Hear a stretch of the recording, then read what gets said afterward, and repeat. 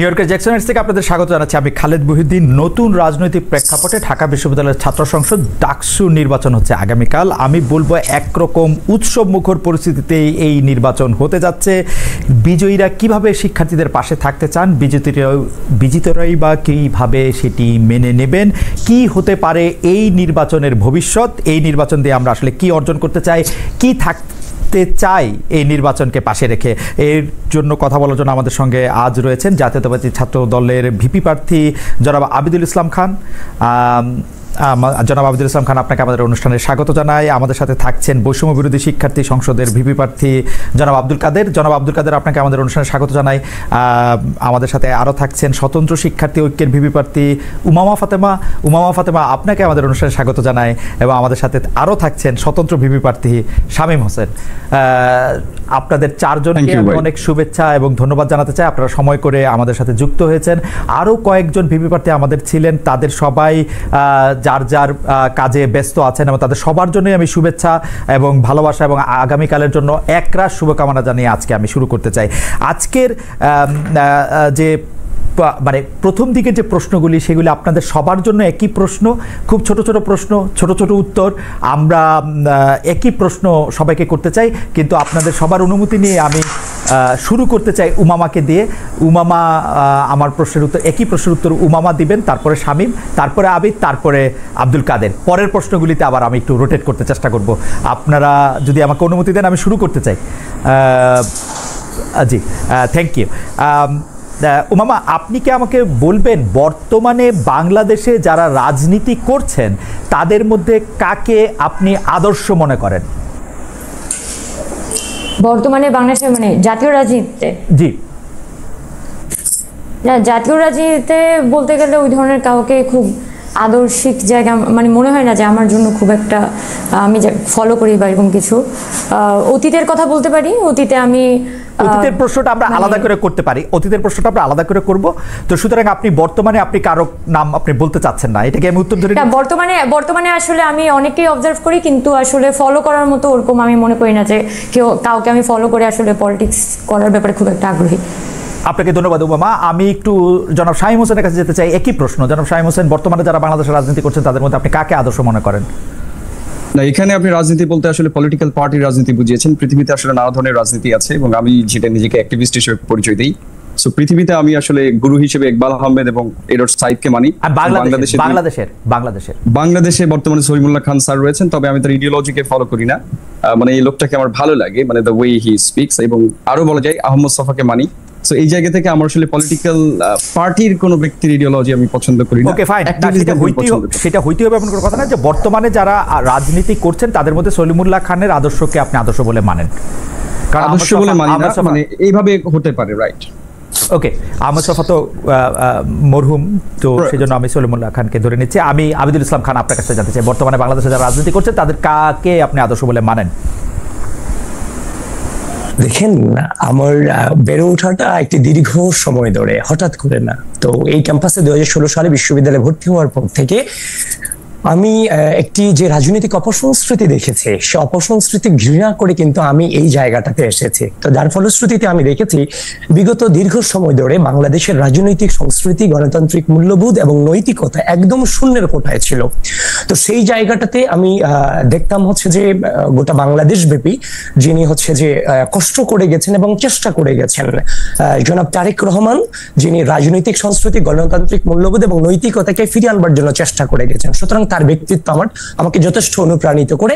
তার একটা বাক্য আমাকে সবচেয়ে বেশি অনুপ্রাণিত করে, প্রিয় বাংলাদেশ, প্রিয় বাংলাদেশের মুক্তিকামী জনতা, আসসালামু আলাইকুম। ওকে, থ্যাংক ইউ। জনাব তারেক রহমানকে আপনি রাজনৈতিক আদর্শ বলে মানেন। আমি জনাব আব্দুল কাদের কাছে জানতে চাইবো বর্তমানে যারা বাংলাদেশের রাজনীতি করছেন তা কাকে রাজনৈতিক আদর্শ হিসেবে মানেন? জনাব আব্দুল কাদের। জি, ধন্যবাদ খালেদ আপনাকে। প্রথম কথা হচ্ছে আমি ক্যাম্পাসে আসার পর থেকে আদতে চিন্তা করলাম যে আসলে আমি একটা তো অবশ্যই রাজনীতি শুরু করে মানুষ কোন মানে কার সাথে রাজনীতি করবে, সেই জায়গা থেকে মনে হচ্ছে তারুণ্যের যে রাজনীতিটা কিংবা হচ্ছে আদতে স্টুডেন্টদের সেন্টিমেন্ট নিয়ে কারা রাজনীতি করে, যে স্টুডেন্টদের স্বার্থে জায়গাটা কারা রাজনীতি করে সেই জায়গাটা চিন্তা করার চেষ্টা করছে। 19 সালে ক্যাম্পাস আসার পর থেকে দেখলাম আমি বাম ডান সবার সাথে আমি মিশেছি, সবার যেগুলো প্রোগ্রাম আমি গিয়েছি কিন্তু এখন দেখি নাই। কিন্তু সর্বপ্রথম হচ্ছে পরিষদের সাথে আমি যোগদান করি, তারপর ছাত্র শক্তি আমরা দেখেছি। পরিষদের সাথে যোগদান করার পরও দেখেছি এক্সিস্টিং যে ছাত্র সংগঠন যারা আছে তারা দেখলাম কি আদতে ছাত্র রাজনীতি করে না, তারা শুধুমাত্র দলীয় যে লেজুর ভিত্তি করা, দলীয় যে এজেন্ডা সেটা বাস্তবায়ন করে। যদি এই ক্ষেত্রে ছাত্র রাজনীতি আমরা এভাবে বলি, জাতীয় রাজনীতি কথা যদি আমি বলি, দেখেন জাতীয় রাজনীতি ক্ষেত্রে অবশ্যই বাংলাদেশপন্থী যারা রাজনীতি করেন, একই সাথে আপোষহীন, গণতন্ত্রের জন্য আপোষহীন। এক্ষেত্রে আমি বেগম কথাই বলতে পারি, গণতন্ত্রের জন্য যারা আপোষহীন আমি ওরা রাজনীতিকে পছন্দ করি।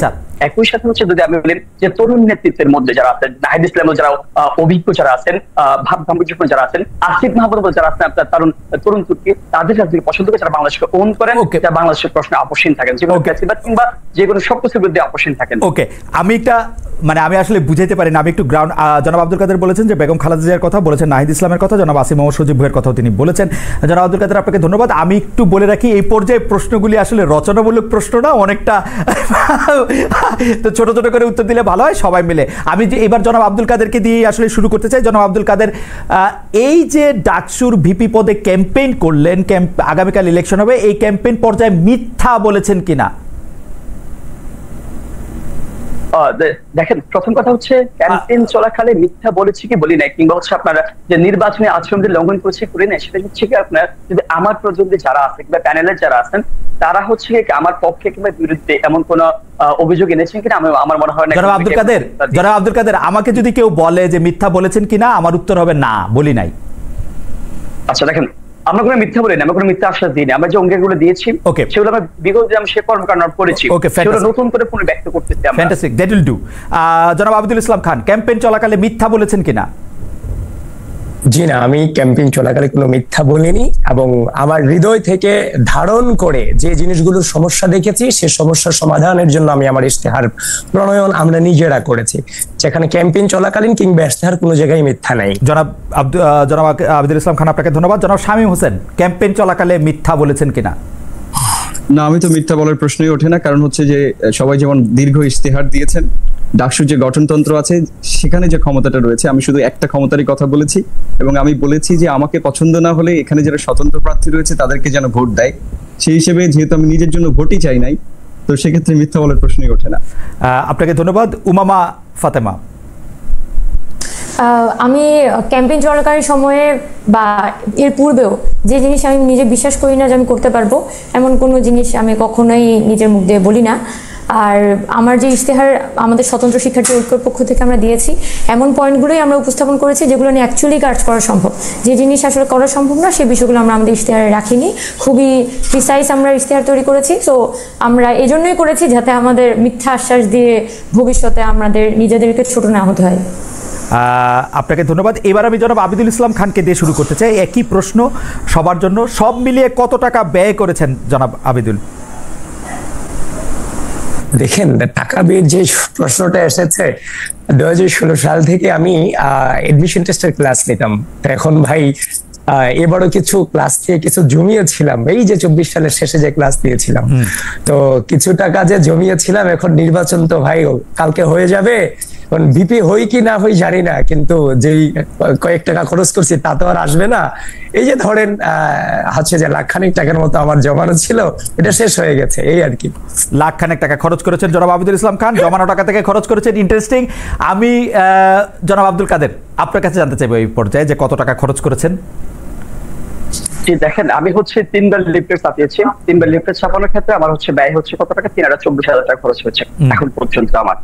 সেটা আপনি দেখেছেন এখন হ্যান্ডবিল কিংবা সরি যে ফিস্টুন বাকি যেগুলো হচ্ছে সেগুলো আমরা ছাপাই নাই, কিন্তু আসলে ছাপার কোনো এখন কোনো আচরণ নিতে নাই, সেজন্য আমার সেটা খরচ হয় না। শুধুমাত্র হ্যান্ডবিল লিফলেট দেওয়া 24,000 টাকা খরচ হয়েছে। 24,000 এমনি? আচ্ছা ঠিক আছে, আমি কোনো সাপ্লিমেন্টারি প্রশ্ন করছি না। 24,000 টাকা খরচ করেছেন জনাব আব্দুল কাদের। আমি উমামা ফাতেমা আপনার কাছে একটু জানতে চাইবো যে আপনি কত টাকা খরচ করেছেন এই ইলেকশনের জন্য? আমরা যেহেতু এখানে একটা স্বতন্ত্র প্যানেল আমরা তৈরি করেছি, প্যানেলের আমরা ওই ধরনের আলাদা করে খুব বড় বাজেট করি নাই। প্যানেলের সব মেম্বারদেরই আমাদের কথা বলা ছিল যে সবাই যার যার কষ্টটা নিজের মতো করে বিয়ার করবে, শুধু আমরা প্যানেলের পক্ষ থেকে কিছু জায়গায় ফ্যাসিলিটেট করব। যেমন মানে আমাদের কিছু পরিচিত ভিডিও মেকার আছে যারা হয়তো আমরা বললে ওনারা ভিডিও বানিয়ে নিতে পারেন। এর বাইরে হচ্ছে প্যানেলের পোস্টার ডিজাইন করা আর কিছু কি বলা যায় যেটা হচ্ছে আপনার অ্যাডিশনাল কস্ট, কিন্তু আমরা মোস্টলি প্যানেল মেম্বার যারা আছে তারা যাতে নিজের পক্ষ থেকে কস্টটা বিয়ার করেন সেটাই ফ্যাসিলিটেট করেছি, কিন্তু মোস্টলি খুব বেশি না। মানে আচ্ছা আমার অ্যামাউন্টটা জানতে হবে কারণ আমি জানি না এটা কত হতে পারে, মানে লাইক 5,000, 10,000, 15,000? না, আমি আসলে যেটা বললাম যে আমি মিথ্যা কথা বলবো না। আচ্ছা, আমাদের অ্যাকচুয়ালি আমাদের যে ইউনিভার্সিটি সিনিয়ররা আছে আমাদের ডিপার্টমেন্টের অ্যালুমনাই, এই বাবদ হচ্ছে আমাদের প্যানেলের কস্ট বাবদ আমি প্রায় 5 থেকে 10 লাখ টাকার মতো আমরা নিয়েছিলাম, যেটা অ্যাকচুয়ালি আমাদের মানে এরকম অ্যালুমনাই বা আমাদের যেহেতু আমি দীর্ঘদিন ক্যাম্পাসে আসলে অ্যাক্টিভিজম করে গেছি, আমাদের অ্যাক্টিভিস্টদের মধ্যে থেকে আমাকে ডোনেট করেছে অনেকে। সো সেগুলো আমি চেষ্টা করেছি প্যানেলের ছোটখাটো একটা টিপিআর টিম ওকে যারা আমাদের পরিচিত তারা দেখা গেছে যে হয়তো কিছু ভিডিও বানিয়ে দিচ্ছে, ওই ধরনের কস্ট আর কি। ওকে, আই আন্ডারস্ট্যান্ড। মানে আপনারা 5 থেকে 7 লাখ টাকা পর্যন্ত ডোনেশন পেয়েছিলেন, এর মধ্যে থেকেই আপনারা টাকা খরচ করেছেন, কিন্তু টোটাল এরকম আপনি এই মুহূর্তে বলতে পারছেন না যে আপনি কত টাকা খরচ করেছেন। ঠিক আছে, ফাইন। শামীম হোসেন, আমার আসলে বলা যায় যে খরচ হয়েছে প্রায় 30,000 টাকার মতো, এবং ইন্টারেস্টিংলি আমি যে জায়গায় গিয়েছি প্রায় প্রত্যেক জায়গায় আমাদের স্টুডেন্ট আছে, আমরা যারা এডটেক প্ল্যাটফর্মে আছি। এবারও আমার কোর্স সেল হয়েছে, প্রায় 1000 জন ভর্তি হয়েছে, তার মানে প্রায় 10 লাখ টাকার বেশি ইনকাম করেছি। কিন্তু বেশিরভাগ জায়গায় আমার লিফলেটই পৌঁছায় না। অনেকে আজকে অবজেকশন দিয়েছে যে ছেলেটার বেশি ইগো হইতে পারে, কারণ আসলে আমি প্রথমে অ্যাক্টিভিজম থেকে শুরু করেছিলাম, I was serious about it. So অনেক হলে আমি রিচই করতে পারি নাই। লিফলেট যতদূর পেরেছি, এটাই লিফলেট মানে ছাপানো হয়েছে, সেটাতে দেখলাম বানান ভুলও আছে, সেটাও সংশোধন করতে পারি নাই। সো ওই লিফলেট দেওয়ার জন্য যতটুকু খরচ হয়েছে, আর যারা কাজ করছে প্রায় সবাই আমার স্টুডেন্ট আর কি, আর যারা এখন আমার কাছে পড়ে আর কি বিভিন্ন ব্যাচে। ফলে আসলে এই ইলেকশন বাবদ আপনার ব্যয় তাহলে 30,000 টাকা সোফার, রাইট? আচ্ছা, এইবারের প্রশ্ন আমি শামীম হোসেনকে দিয়ে জানতে চাইছি যে 5 বছর পরে নিজেকে কোথায় দেখেন জনাব শামীম হোসেন?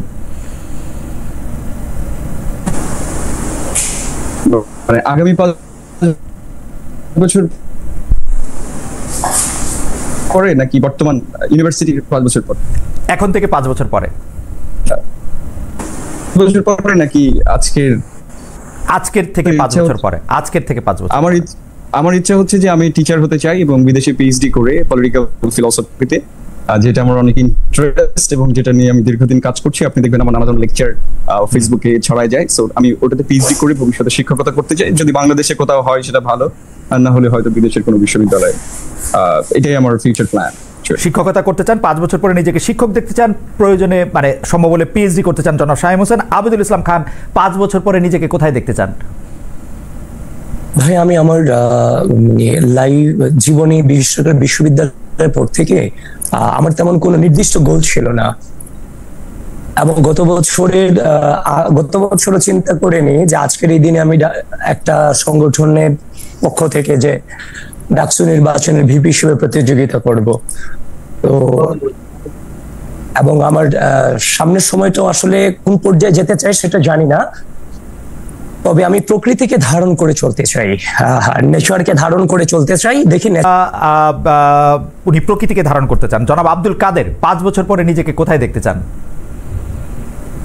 জি ভাই, দেখেন, প্রথম কথা হচ্ছে ইন্টারে ভর্তি হওয়ার পর থেকে আমার মনে হয়েছে যে এদেশের মানুষের যে রাজনীতির সচেতনার মধ্যে যে বিষয়টা আছে, তরুণদেরকে যে রাজনীতির বাইরে রাখা হচ্ছে, আলটিমেটলি একটা গোষ্ঠীর রাজনীতি নোংরা, সেই জায়গা থেকে রাজনীতির সচেতন হওয়া আমার জন্য গুরুত্বপূর্ণ হয়েছিল। আমি সেটাই সিদ্ধান্ত নিয়েছিলাম, যার কারণে শুধুমাত্র ঢাকা বিশ্ববিদ্যালয়ের অ্যাডমিশন টেস্টের সময় শুধুমাত্র ওই ভর্তি ফর্মটা তুলেছিলাম। ঢাকা বিশ্ববিদ্যালয়ে এসেই হচ্ছে যে আমার মনে হচ্ছে আমি এই কেন্দ্রিকে একটু ফোকাস দিই। ঢাকা বিশ্ববিদ্যালয় ভর্তি হওয়ার শুরু থেকে কিন্তু রাজনীতি সচেতন, পলিটিক্যাল প্রোগ্রাম আসা যাওয়া, শিক্ষার্থী বান্ধব যে কোনো প্রটেস্ট করা, সেটাই শুরু করেছিলাম। যার বিপরীতে দেখা যাচ্ছে কি যে আমাকে হল থেকে নামিয়ে দেওয়া হয়েছিল, জেলে যেতে হয়েছিল। একটু শেষ করে, আমি আবারও বলতেছি, হ্যাঁ। এখন দেখেন, আমি 5 বছর পরে বলতে চাচ্ছি, দেখেন আমার মনে হয়েছে এখনো ছাত্রদের প্রতিনিধিত্ব করতেছি, 5 বছর পর আমি জনগণের প্রতিনিধিত্ব করবো। কারণ আমার মনে হচ্ছে যে কি আমি একা ভালো থাকতে পারবো না, এই জায়গা থেকে আমার সে মনোভাব, দৃঢ় মনোভাব। Thank you so much. 5 বছর পরে জনপ্রতিনিধিত্ব করতে চান, জনগণের হয়ে কথা বলতে চান জনাব আব্দুল কাদের, আপনাকে অনেক ধন্যবাদ। আমি একটু উমামা ফাতেমাকে জানতে চাইবো যে 5 বছর পরে নিজেকে কোথায় দেখতে চান উমামা ফাতেমা? আচ্ছা, 5 বছর পরে মানে কোয়েশ্চেনটা খুবই ইন্টারেস্টিং, কারণ আমাকে যদি জিজ্ঞেস করে 2 বছর আগে কি করতাম, তখন আমি পড়াশোনা প্লাস রাজনীতি দুইটাই একসাথে করতাম, ছাত্র রাজনৈতিক সংগঠনের সাথে যুক্ত ছিলাম। তো 5 বছরের পরের কথা যদি জিজ্ঞেস করা হয়, আমি দুইটা জায়গায় কল্পনা করি। একটা হচ্ছে আমার যে মাস্টার্স আর পিএইচডি, আমি বায়োকেমিস্ট্রিতে পড়াশোনা করেছি, পরবর্তীতে পাবলিক হেলথে আমার মাস্টার্স করার কথা ছিল, কিন্তু জুলাইয়ের আন্দোলনের কারণে আমি ওটা পার্সু করিনি। তো আমার একটা ইচ্ছা আছে যে আমি পাবলিক হেলথে আমার যে মাস্টার্সটা সেটা কন্টিনিউ করবো, ওখানেই আমি একটা পাবলিক হেলথ সিস্টেম নিয়ে আমার একটা পিএইচডি করার ইচ্ছা আছে। পাশাপাশি হচ্ছে আমার যেহেতু এম্পাওয়ারিং আওয়ার ফাইটার্স নামে আমরা একটা সংগঠন ওপেন করেছিলাম জুলাইয়ের সময়ে, আহত এবং নিহতদের নিয়ে কাজ করি আমরা। সো সেটাকে আরো বেশি ব্রডার রেঞ্জে নিয়ে যাওয়া, প্লাস হচ্ছে মানে যেহেতু আমি রাজনীতি কি বলা যায় দীর্ঘদিন আসলে ক্যাম্পাসের অ্যাক্টিভিজম বা পলিটিক্যাল অ্যাক্টিভিজমের সাথে যুক্ত ছিলাম, তো সামনের দিনেও কিন্তু মানুষের অধিকার নিয়ে কথা বলে যাব। এই একটা মাল্টিটাস্কিং এর জায়গাতেই থাকবো, একক কিছুর মধ্যে থাকবো না। তবে অবশ্যই মাস্টার্স পিএইচডিটা শেষ করার জন্য পরিবার থেকে বিশেষ করে প্রচুর প্রেশার আছে। পারিবারিক প্রেশারে মাস্টার্স পিএইচডি এগুলি করতে চান উমামা ফাতেমা। আমি শামীম হোসেনের কাছ থেকে তো জানতে চেয়েছিলাম যে শুরু করেছিলেন শামীম হোসেনকে দিয়ে, এবার আমি শুরু করতে চাই এবার কাকে, আবিদুল ইসলাম খান আপনাকে দিয়ে। খুব দ্রুত, অবশ্যই এটা খুব সহজ উত্তর, বিসিএস পরীক্ষা দিবেন কিনা?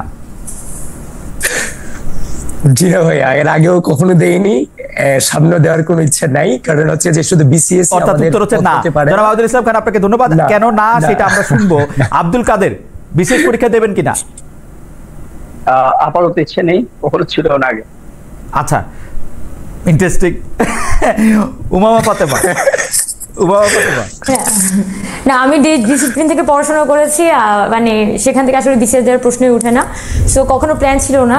আগে যেটা আইএলটিএস পড়ছিলাম, বিদেশে পড়াশোনা করতে যাওয়ার ইচ্ছা ছিল, ওই জিনিসটাই আসলে কন্টিনিউ করেছিলাম আর কি।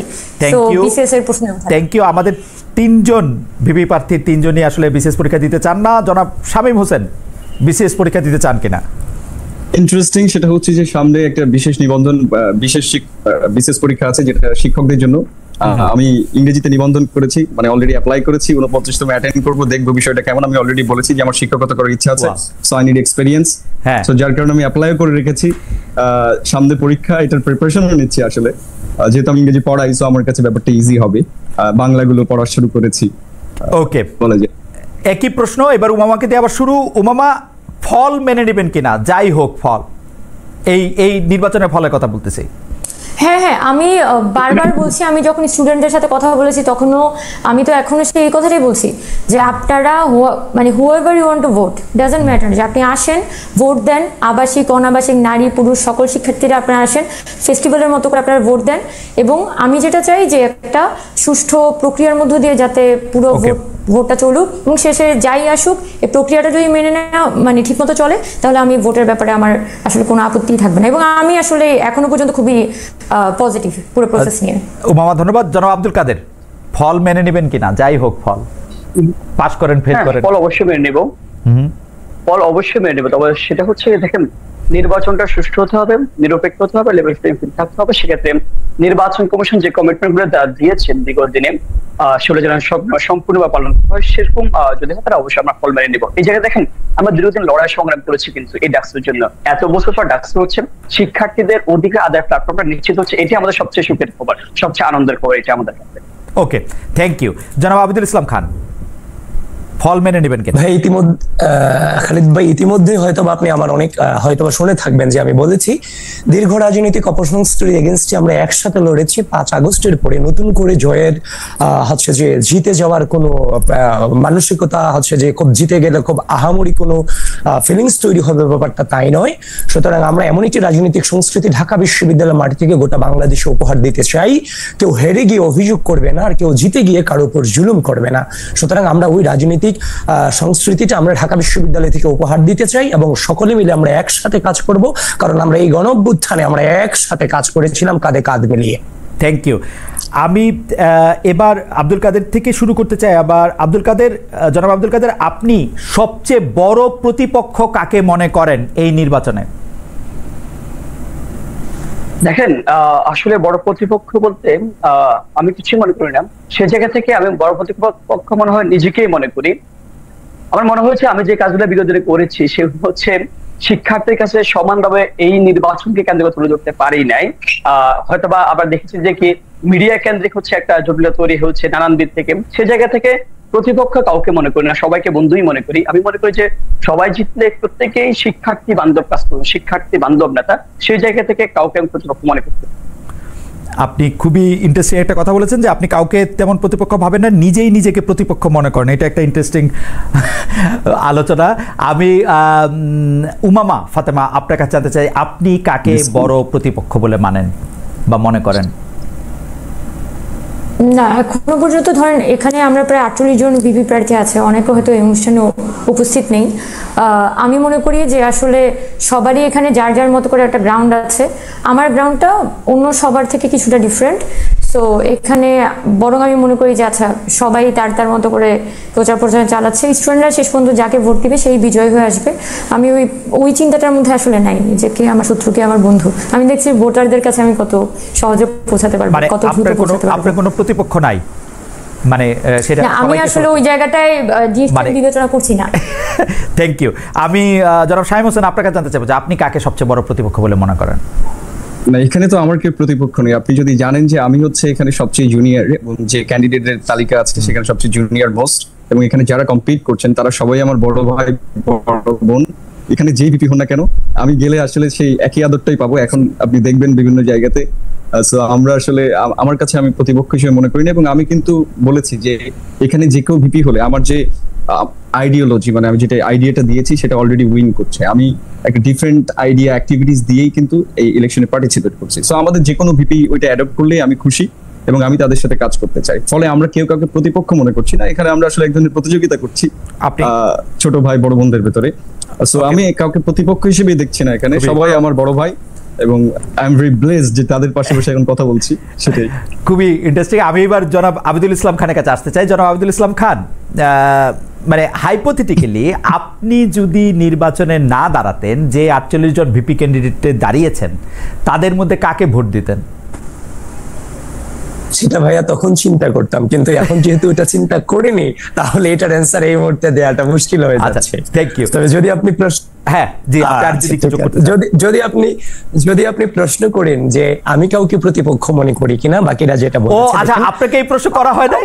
আমি খুব দুঃখিত। আমাকে আমি কখনো কাউকে প্রতিপক্ষ চিন্তা করে নিজেকে ডেভেলপ করতে পারবো না। আমি নিজের প্রতি টেক কেয়ার করাটাকে বেশি পছন্দ করি। আমি ওই দৃষ্টিভঙ্গিটি হচ্ছে যে ধারণ করি। তবে বাংলাদেশের স্বাধীনতা সার্বভৌমত্বকে তথা আমাদের যে অস্তিত্বকে যদি কেউ প্রশ্ন করে, যারাই আমাদের অস্তিত্বকে প্রশ্ন করতে চাই সেটার ব্যাপারে ভিন্ন কথা, কিন্তু বাংলাদেশের স্বাধীনতা সংগ্রাম এবং যারা অস্তিত্বকে প্রশ্ন করে না তার আমরা সবাই একসাথে পথে চলবো। ওকে। আর প্রতিপক্ষের কোনো নিজে না দাঁড়ালে কাকে ভোট দিতেন, এইটা হচ্ছে আপনাকে যে শুরু করার প্রশ্ন ছিল, সেটা আপনি অলরেডি বলেছেন যে এটা নিয়ে আপনি আসলে এখনো ভাবেননি, তখন এটা দেখা যেত। আমি প্রশ্ন যদি আব্দুল কাদেরকে করি, আব্দুল কাদের, আপনি যদি ভোটে না দাঁড়াতেন এবং এখানে যদি মানে যে ভিপি ক্যান্ডিডেটরা দাঁড়িয়েছেন তারা যদি থাকতেন? দেখেন, একজন শিক্ষার্থী হিসেবে আমি আমার প্রতিনিধিকে বাছাই করার ক্ষেত্রে ওই দিকটা সবচেয়ে বেশি দেখতাম, যিনি স্টুডেন্টদের প্রতি কমিটেড, যিনি কথায় এবং কাজে মিল রাখেন, শুধুমাত্র নির্বাচন কেন্দ্রিক অঙ্গীকার নিয়ে আসেন না, কথার ফুলছড়ি নিয়ে আসেন না, যিনি আগে যে অঙ্গীকার দিচ্ছেন সেই অঙ্গীকারের সাথে আগের কোনো কাণ্ডের মিল আছে, সেই জায়গায় যে ব্যক্তি এগিয়ে থাকেন আমি তাকে নির্বাচন করতাম, তাকে ভোট দিতাম। ওকে। উমামা ফাতেমা, নিজে না দাঁড়ালে কাকে ভোট দিতেন? আচ্ছা, আমি মনে হয় অ্যাসেস করতাম যে কে একটু ভালো ইশতেহার দিয়েছে, কে একটু স্টুডেন্ট সেন্টারিং কথাগুলো বলছে, মানে আমি যে কথাগুলো এখন বলার চেষ্টা করছি সেই কথাগুলো আসলে কে প্রতিফলন ঘটাতে পারছে তার কাজের মধ্যে দিয়ে, ইশতেহার বিবেচনা করে ভোট দিতেন? যে ইশতেহার এবং কথা মানে কমিটমেন্ট গুলো আসলে কি ধরনের এবং ওই ব্যক্তির পার্সোনালিটি কেমন সেটার উপর নির্ভর করে। ওকে। শামীম হোসেন? না, এখানে একটা মজার বিষয় বললাম, আমার এখানে যে 3 জন ক্যান্ডিডেট আছেন আসলে ভোট দেওয়ার সুযোগ থাকলে আমি 3 জনকেই দিতাম।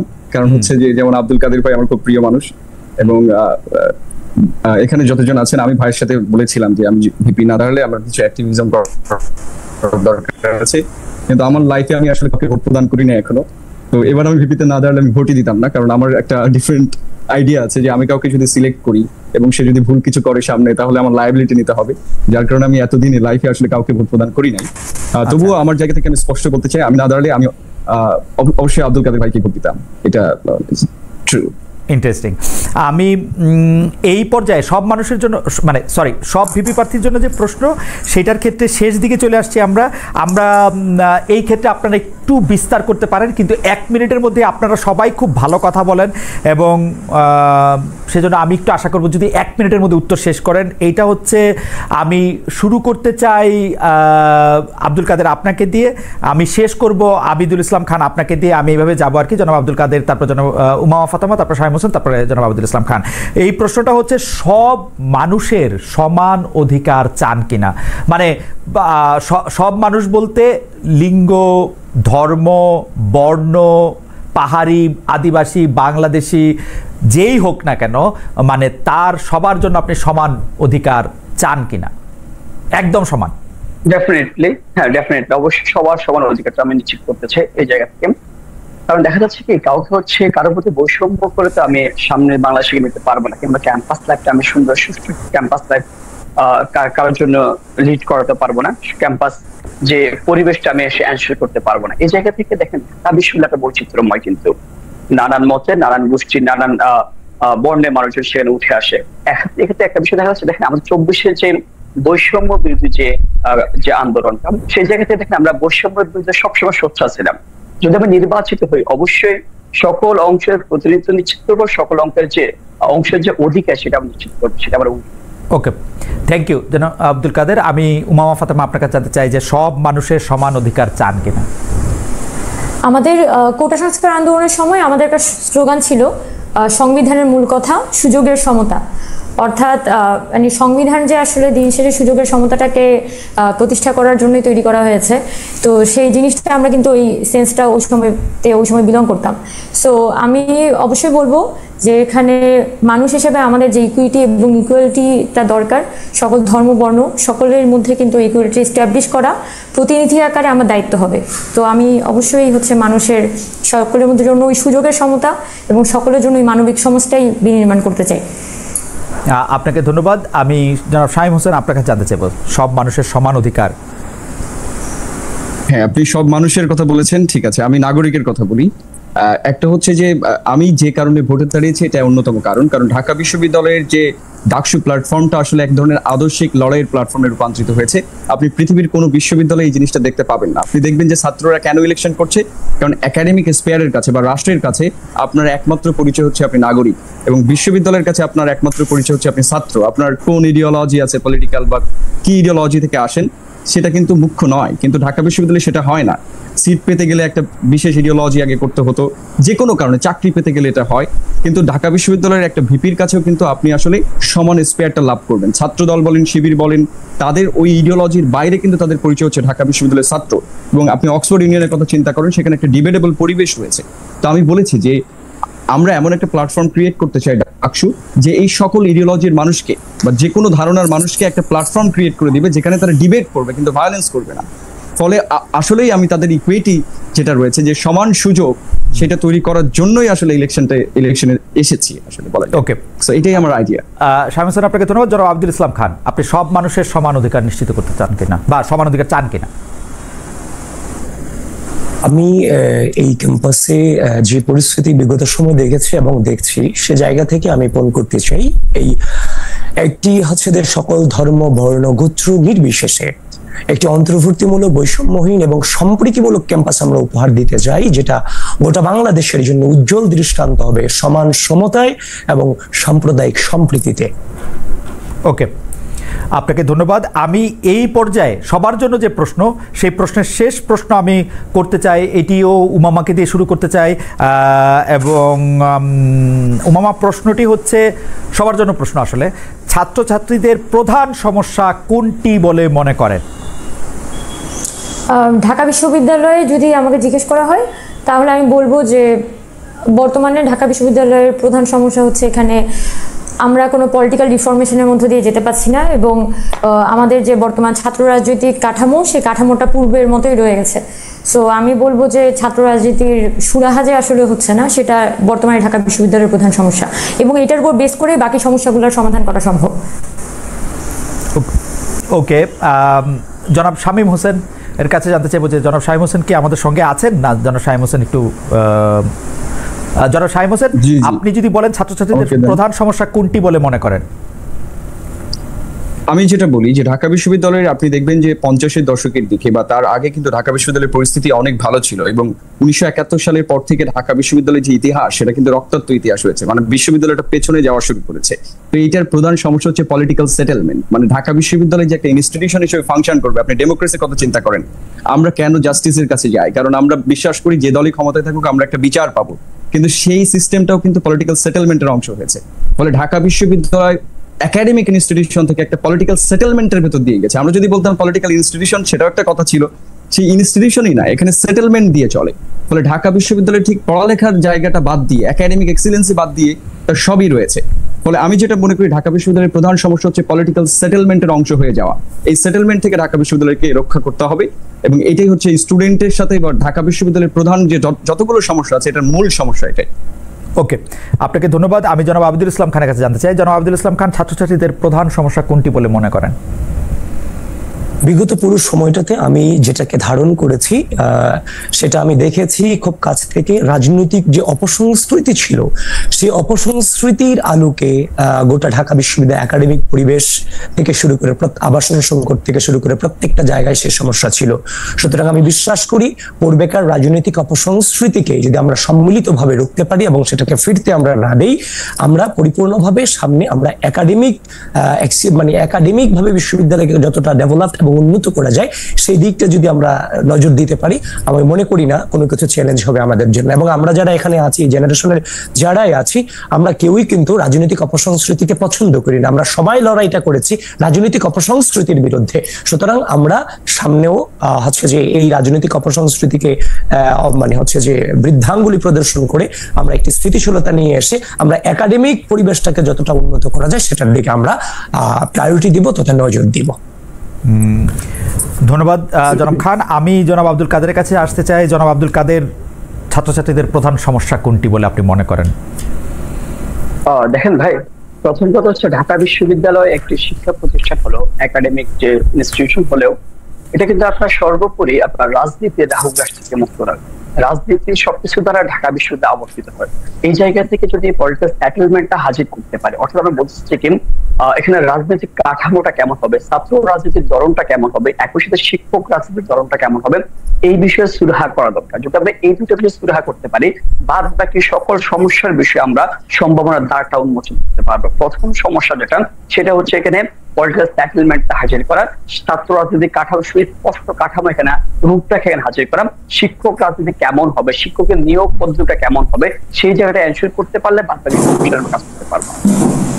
ওকে, জনাব আব্দুল কাদের, আপনাকে ধন্যবাদ। আমরা আসলে আমাদের এবার ডাকসু নির্বাচনের সবচেয়ে আকর্ষণীয় দিক হচ্ছে যে আমাদের যারা প্রতিদ্বন্দ্বিতা করছেন, যেসব শিক্ষার্থীরা, যেসব ছাত্রীরা, তারা এত চমৎকার কথা বলছেন, এত চমৎকারভাবে নিজেদেরকে এক্সপ্রেস করছেন, এটা নিয়ে নিশ্চয়ই আমাদের রাজনীতিবিদরাও অনেক কিছু শিখবেন, তাদের শেখারও আছে। আমি আপনাদের সবাইকে ধন্যবাদ জানাতে চাই। এই পর্যায়ে আমরা আমাদের কিছু প্রশ্ন, মানে প্রার্থীকে পার্টিকুলার কিছু প্রশ্ন আছে, সেই প্রশ্নগুলি একটু করতে চাইবো। সেই ক্ষেত্রেও আপনারা মানে বরাবরের মতোই মানে একটু সংক্ষেপে যদি জবাব দেন তাহলে আমাদের জন্য সুবিধা হয়। আমি জনাব আবিদুল ইসলাম খানকে দিয়ে শুরু করতে চাই। জনাব আবিদুল ইসলাম খান, বিএনপি মানে যে দলটি ছাত্র দলের সাথে অভিভাবক দল হিসাবে পরিচিত, সেই দলটি জাতীয় নির্বাচনের আগে স্থানীয় নির্বাচন করতে চায়নি, এমনকি ছাত্র সংসদ নির্বাচনের ক্ষেত্রে আপত্তি ছিল। ডাকসু নির্বাচনকে আসলে আপনাদের অনুরোধে ঢেকি গেলার মতো পরিস্থিতি, মানে আপনারা নির্বাচন মেনে নিলেন কেন? বিএনপি তো পরিবর্তন চায়নি বলে অনেক কিছু টিকে আছে। আমরা শুনি যে সংবিধান ওনারা চান নাই বলে পরিবর্তন হয় নাই, রাষ্ট্রপতিরও পরিবর্তন হয় নাই, বিএনপি চায়নি বলে স্থানীয় নির্বাচন হচ্ছে না।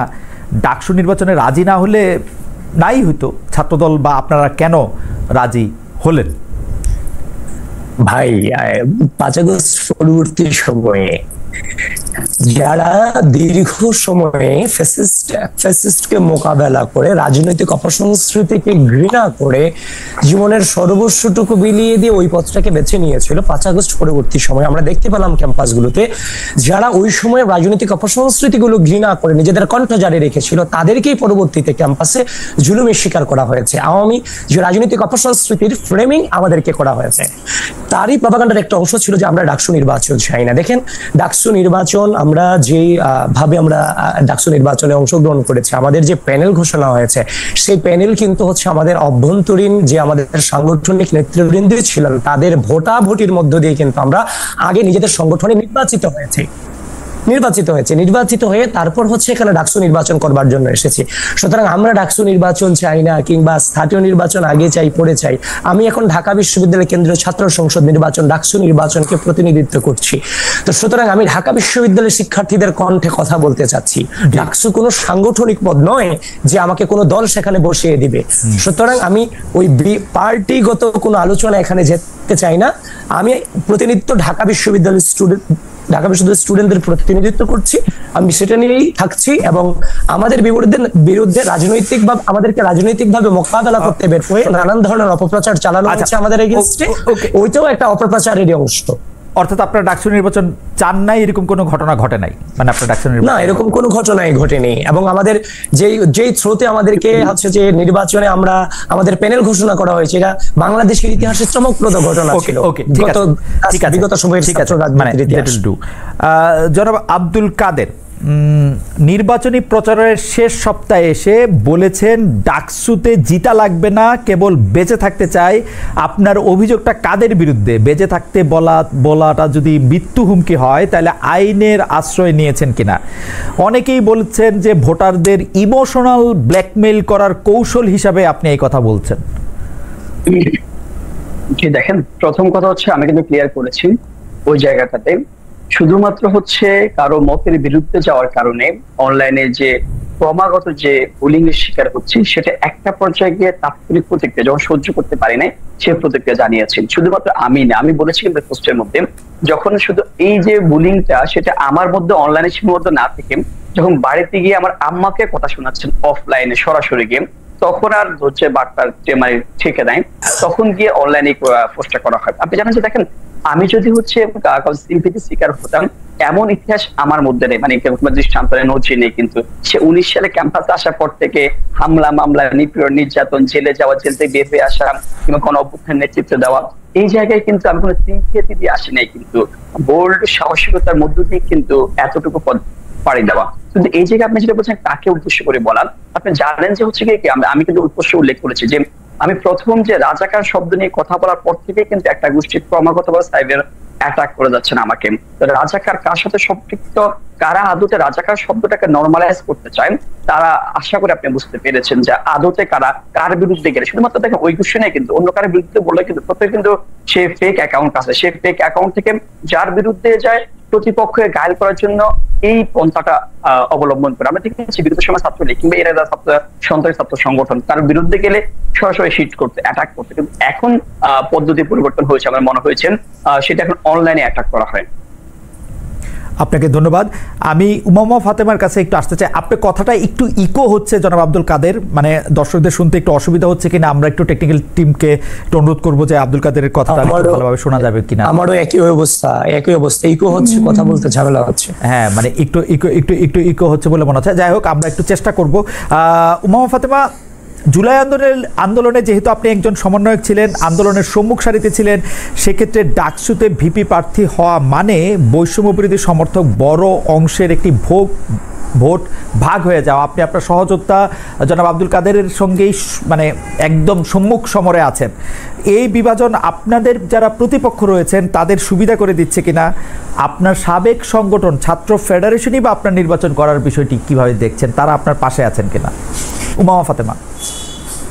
আচ্ছা, প্রথমত হচ্ছে যখন আমি ঢাকা বিশ্ববিদ্যালয়ের একজন স্টুডেন্ট, আর একসময় আমি ছাত্র রাজনীতির সাথে যুক্ত ছিলাম বাংলাদেশ ছাত্র ফেডারেশনের সাথে।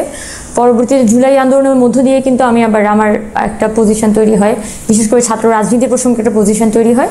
সেটার যাত্রা ধরেই কিন্তু আমি বৈষম্যবিরোধী ছাত্র আন্দোলনে যাই, যাতে আমি অ্যাটলিস্ট এখানে কিছু প্রশ্নের সমাধান বা পলিটিক্যাল সেটেলমেন্টে আমার কিছু রোল প্লে করতে পারি। যেহেতু বৈষম্যবিরোধীর সাথে যুক্ত থেকে আমি ওই সেটেলমেন্টটার মধ্যে পৌঁছাতে পারছিলাম না, এটা শুধু ব্যক্তিগত বিষয় না, বাংলাদেশের ছাত্র রাজনীতি শুরু হওয়া বা জাতীয় রাজনীতির নতুন রাজনৈতিক বন্দোবস্তের কথা আমরা বলছিলাম, সেই বন্দোবস্তের থেকে তো আমরা বহুদূর সরে গেছি। সো সেই জায়গা থেকে আমি মনে করেছি যে এখানে ডাকসুতে পার্টিসিপেট করাটাই অনেকখানি বেটার হবে, কারণ ক্যাম্পাসটা একটা ক্লোজ স্ফিয়ার।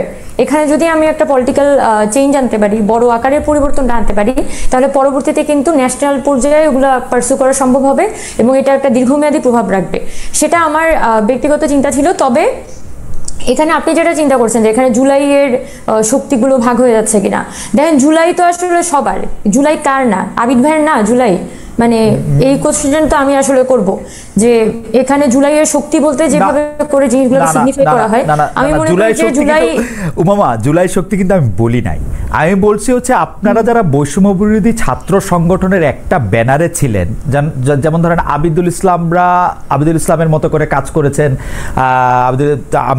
আমরা অন্য সংগঠনের নেতৃবৃন্দকেও আলাদা কাজ করতে, কিন্তু আপনি আর আব্দুল কাদের একই প্ল্যাটফর্মে দেখেছি, তাই না?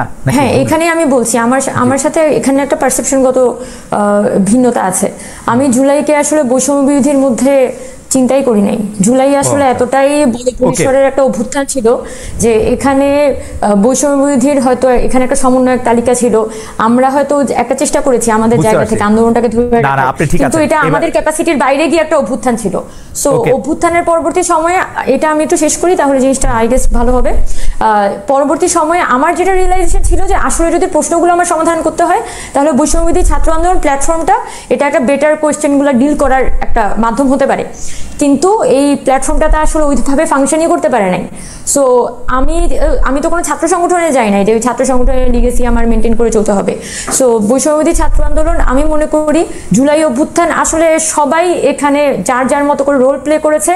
এখন এসে আমি যদি একজন যদি মনে করে যে এই বাংলাদেশে আসলে এই পথে যাইতে হবে, আরেকটা মানুষ মনে করতে পারে যে না এখানে অন্য পথে যাইতে হবে, সো বিট লেটস বিট, এটা নিয়ে আসলে আমার মনে হয় না যে আমার মনে যে উমামা বক্তব্য এখন আমার কাছে একদমই পরিষ্কার। উনি মনে করেন যে যার যেই রাজনৈতিক জায়গা নিয়ে পতাকা নিয়ে সামনে এগিয়ে যাওয়ার সে তাতে এগিয়ে যাবে। উমামা আপনাকে ধন্যবাদ। আমি একটু শামীম হোসেন সাহেবের কাছে যাওয়ার আগে আমি একটু দর্শকদের মতামতের একটা অংশ বলি। দর্শকরা জানতে চাইছেন যে ইউটিউবারদের মধ্যে অনেকেই কাকে ভিপি প্রার্থী হিসেবে দেখতে চান বা কাকে বিজয়ী ভিপি হিসেবে দেখতে চান বা কাকে দেখতে চান না, এরকম মন্তব্য করেছেন। আমার এরকম কোনো পছন্দ আছে কিনা, আমার এরকম কোনো পছন্দ নাই। দুই যেটা বলছেন যে আমি ভোট দিলে কাকে ভোট দিতাম, আমি সাধারণত ভোট দেই না, সুতরাং সাধারণত না, মানে আমি ভোটে অংশগ্রহণ করার সুযোগ এখন আর আমার নাই। আমি বিশ্ববিদ্যালয়ের ছাত্রত্ব আমার আসলে 1998 সালে শেষ হয়েছে, তার মানে এটা অনেক দিন। 3 নাম্বার হচ্ছে যে অনেকেই বলছেন যে শিবির সভাপতি সাদিক কায়েমকে কেন আনা হলো না। আমরা এটার আসলে একটা ব্যাখ্যা দিয়েছি। সাদিক কায়েমকে আমরা অনেকবার অনেকভাবে চেষ্টা করেছিলাম, তিনি আমাদেরকে সময় দিতে পারেন না। আমি তার জন্য এটা এখনো উন্মুক্ত রাখছি, তিনি যদি আমাদের সাথে যোগাযোগ করেন আমরা এখনো তার কথা শুনতে পারি, কিন্তু তার ব্যস্ততা এবং অন্য অনেক রকম কারণে আমরা অনেককে আনতে পারি না। দর্শক নিশ্চয়ই এটা বুঝতে পারবেন। আমরা জনাব শামীম হোসেন আপনার কাছে যেতে চাই। শামীম হোসেনের জন্য প্রশ্নটা একটু, আপনি সোশ্যাল মিডিয়ায় বক্তা হিসেবে জনপ্রিয়, সমাদৃত, আপনি সুন্দর করে কথা বলেন, কিন্তু সেই সোশ্যাল মিডিয়াতেই কেউ বলছেন আপনি সফট ছাত্রলীগ, কেউ বলছেন আপনি জাসদ ছাত্রলীগ, কেউ বলছেন বিগত সরকারে কারো ঘনিষ্ঠ ছিলেন আপনি। নিষিদ্ধ থাকা সংগঠন ছাত্রলীগের গুপ্ত নেতাকর্মীদের সহানুভূতি আছে আপনার প্রতি, এসব নিয়ে আপনি কি বলবেন জনাব শামীম হোসেন? না, আমাদের প্রথমে যে বুলিং এর শিকার হয়েছে বৈষম্য বিরোধী ছাত্র আন্দোলন থেকে যিনি আছেন আব্দুল কাদের ভাই, ব্যাপারটা হচ্ছে যে পপুলারিটি একসময় বিপদের কারণ হয়ে দাঁড়ায়। তো সেটার সবচেয়ে বড় প্রমাণ হচ্ছে আমি আজ থেকে 15 দিন আগেও আসলে নিজেকে আসলে ভিপি রেসে দেখবো এটা আমি চিন্তা করি না, আমি অ্যাক্টিভিস্ট হিসেবে জয়েন করেছিলাম। আর একটা ব্যাপার হচ্ছে যে প্রোপাগান্ডাগুলো ছড়ানো হচ্ছে সেখানে অনেকগুলো মিসিং ইনফরমেশন আছে। আপনি নিজেও একসময় জাসদ ছাত্রলীগে ছিলেন, সো এখানে একটা ইনফরমেশন দেয় যে জাসদের কিন্তু অনেকগুলো পার্ট আছে, আপনি নিজেও জানেন। তো আমার ফার্স্ট ইয়ারে আমি একটা গবেষণা শুরু করি 2020 সালে, আমার রিসার্চ গেটে এখনো আছে, যে বাংলাদেশের ইতিহাস বিকৃতি করে কিভাবে ফ্যাসিজমকে বৈধতা দেওয়া হয়েছে ফলে আমার একটা ইচ্ছা ছিল যে আমি এই যে আসম আব্দুর রব এবং এই যে প্রতিনায়ক নামে একটা বই বেরিয়েছে আপনি জানেন, জাসদের উত্থান পতন, বিরাট এক বই, যেটা পড়লে আপনার ফ্যাসিনেটিং মনে হবে যে আসলে 70s থেকে 90s কিরকম হবে। তো আমি আসলে তখন খুঁজতে থাকি যে কোন মানুষ দিয়ে এই রহস্য পুরুষের কাছে যাওয়া যায়। তো জাসদের কিন্তু 3টা অংশ এখনো কার্যকরী আছে, একটা হচ্ছে বাংলাদেশ জাসদ, আর একটা হচ্ছে জেএসডি জাসদ, আর একটা হচ্ছে ইনুদ জাসদ, এটা হচ্ছে জাসদ ছাত্রলীগ, আর আরেকটা হচ্ছে বিসিএল যেটা হচ্ছে বাংলাদেশ জাসদ। আপনি জানেন যে বাংলাদেশ জাসদ সম্প্রতি নিবন্ধন পেয়েছে এবং তারা কোনো নির্বাচনে অংশগ্রহণ করেন এবং বিরোধিতাও করেছে, যেটা প্রমাণ আপনি দেখবেন। ফলে নামের সাথে যেহেতু বিসিএল আছে, লোকে ভাবছে এটা বিএসএল। সম্প্রতি 21শে ফেব্রুয়ারি এই ঘটনা ঘটছে যে বিসিএল ফুল দিয়েছে, লোকে বলছে এটা বিএসএল ফুল দিয়েছে, কারণ বিসিএল এর লোগো লাল আপনি জানেন এবং স্টার উপরে একটা দেয়া আছে। তো সিরাজুল আলম খানের সাথে দেখা করার কারণে ওনারা আমাকে মাঝে মাঝে বলতেন, আমি যখন ফার্স্ট ইয়ারে ছিলাম, তারা কিন্তু গণরুম গেস্টরুম বিরোধী আন্দোলন করেছে, কারণ তারা যেহেতু 14 দলে ছিল না, আপনি জানেন বাংলাদেশ জাসদ তো 14 দলে নাই, জেএসডি আছে বিএনপির সাথে। তো ওখানে 2টা প্রোগ্রাম আমি অ্যাটেন্ড করেছিলাম এবং 21শে ফেব্রুয়ারি আসম আব্দুর রব এসেছিল আমাদের শহীদ মিনারে। সো ওনাদের কাছ থেকে একটা কার্ড নিয়ে আমি দেখা করতে গেছিলাম। ওই দলের সদস্য সংখ্যা ঢাকা বিশ্ববিদ্যালয়ে 2021 সাল থেকে 2 জন, এবং সেই 2 জন এখনো ইলেকশন করছে। ফলে এই জিনিসটা হয়েছে। এবং দ্বিতীয়ত যেটা বলি সেটা হচ্ছে যে আজকে এক শিক্ষক, নাম হচ্ছে আকম জামাল, আপনি চিনেন, তিনি একটা স্ক্রিনশট দেখলাম, তিনি নাকি আমার পক্ষে ভোট চেয়েছেন। এটার একটা কারণ বলি যে কিছুদিন আগে আমাদের আন্দোলনের পরে নীল দলের একজন শিক্ষক আমার ডিপার্টমেন্টের, তিনি একটা বিবৃতি দেন যে জুলাইয়ে যারা অংশগ্রহণ করেছে এরা সব জামাত শিবির, রাজাকার, হ্যাঁ সবাইকে বলছে। তো সবাই আমাকে ধরলো যে ভাই আপনি তো জুলাইয়ে ছিলেন, আমি তো মাস্টার, আমার ইয়াগুলো দেখবেন যে আমি জুলাইয়ে অনেক স্টুডেন্টকে ফান্ডিং করেছি যখন ইয়াতে ছিল আমার স্ক্রিনশট গুলো। ফলে আমাকে ধরেছে যে এই শিক্ষকের বিরুদ্ধে আন্দোলন করতে হবে। তো আমি তো আসলে ওইভাবে মব স্টাইলে আন্দোলন করতে পারি না। আমি তার বললাম যে তাহলে আমরা প্রফেসরের সাথে কথা বলি এবং তার যে ডকুমেন্টেশন আছে এগুলো নিয়ে জমা দিলাম। ক্লাসে যে বলছে, উনি ক্লাসেও বলছে। ফলে ওই নীল দলের শিক্ষককে কিন্তু বহিষ্কার করা হয়, যেটা আপনি দেখবেন বাংলাদেশ ছাত্রলীগের যে পেজ আছে সেখান থেকে বলা হয় যে মব করে তাকে ইয়া করা হয়েছে এবং আমাকে হিজবুত তাহরির ট্যাগ দেওয়া হয়। ফলে এখন আমি বলেছি যে আমি যদি ভিপি হতে পারি তাহলে জুলাই আন্দোলনে যাদের সম্মতি ছিল নীল দল এবং বাকিদের, তাদের বিচার করা হবে। ফলে এখানে আমি এক ধরনের স্যাবোটেজের শিকার হয়েছি। ফলে এখানেও এই যে আকামু জামাল আমাকে কি করেছে, উল্টা স্যাবোটেজের একটা ইনফরমেশন দিয়েছে। আপনি নিজেও দেখেন, আমি পোস্টও করেছি যে ওই আন্দোলনে কিন্তু প্রথমে আমি ছিলাম এই যে নীল দলের শিক্ষক বহিষ্কারে। ফলে তারা মনে করছে আমি যদি ভিপি হই তাহলে তাদের কিন্তু বিপদ আছে। তো সেই জায়গা থেকে আসলে আমাকে ক্রমাগত ট্যাগিং করা হচ্ছে। এখন আপনি যদি সিরাজুল আলম খানের সাথে দেখা করার কারণে আপনি তাদের মেম্বার হয়ে যান, বিসিএল, আমি আবারও বলছি এটা বিএসএল না, আপনি নিজেও জানেন বিসিএল কি জিনিস। তো সিরাজুল আলম খানের সাথে দেখা করলে আপনি যদি জাসদ হয়ে যান তাহলে আমার আসলে কিছু করার নেই।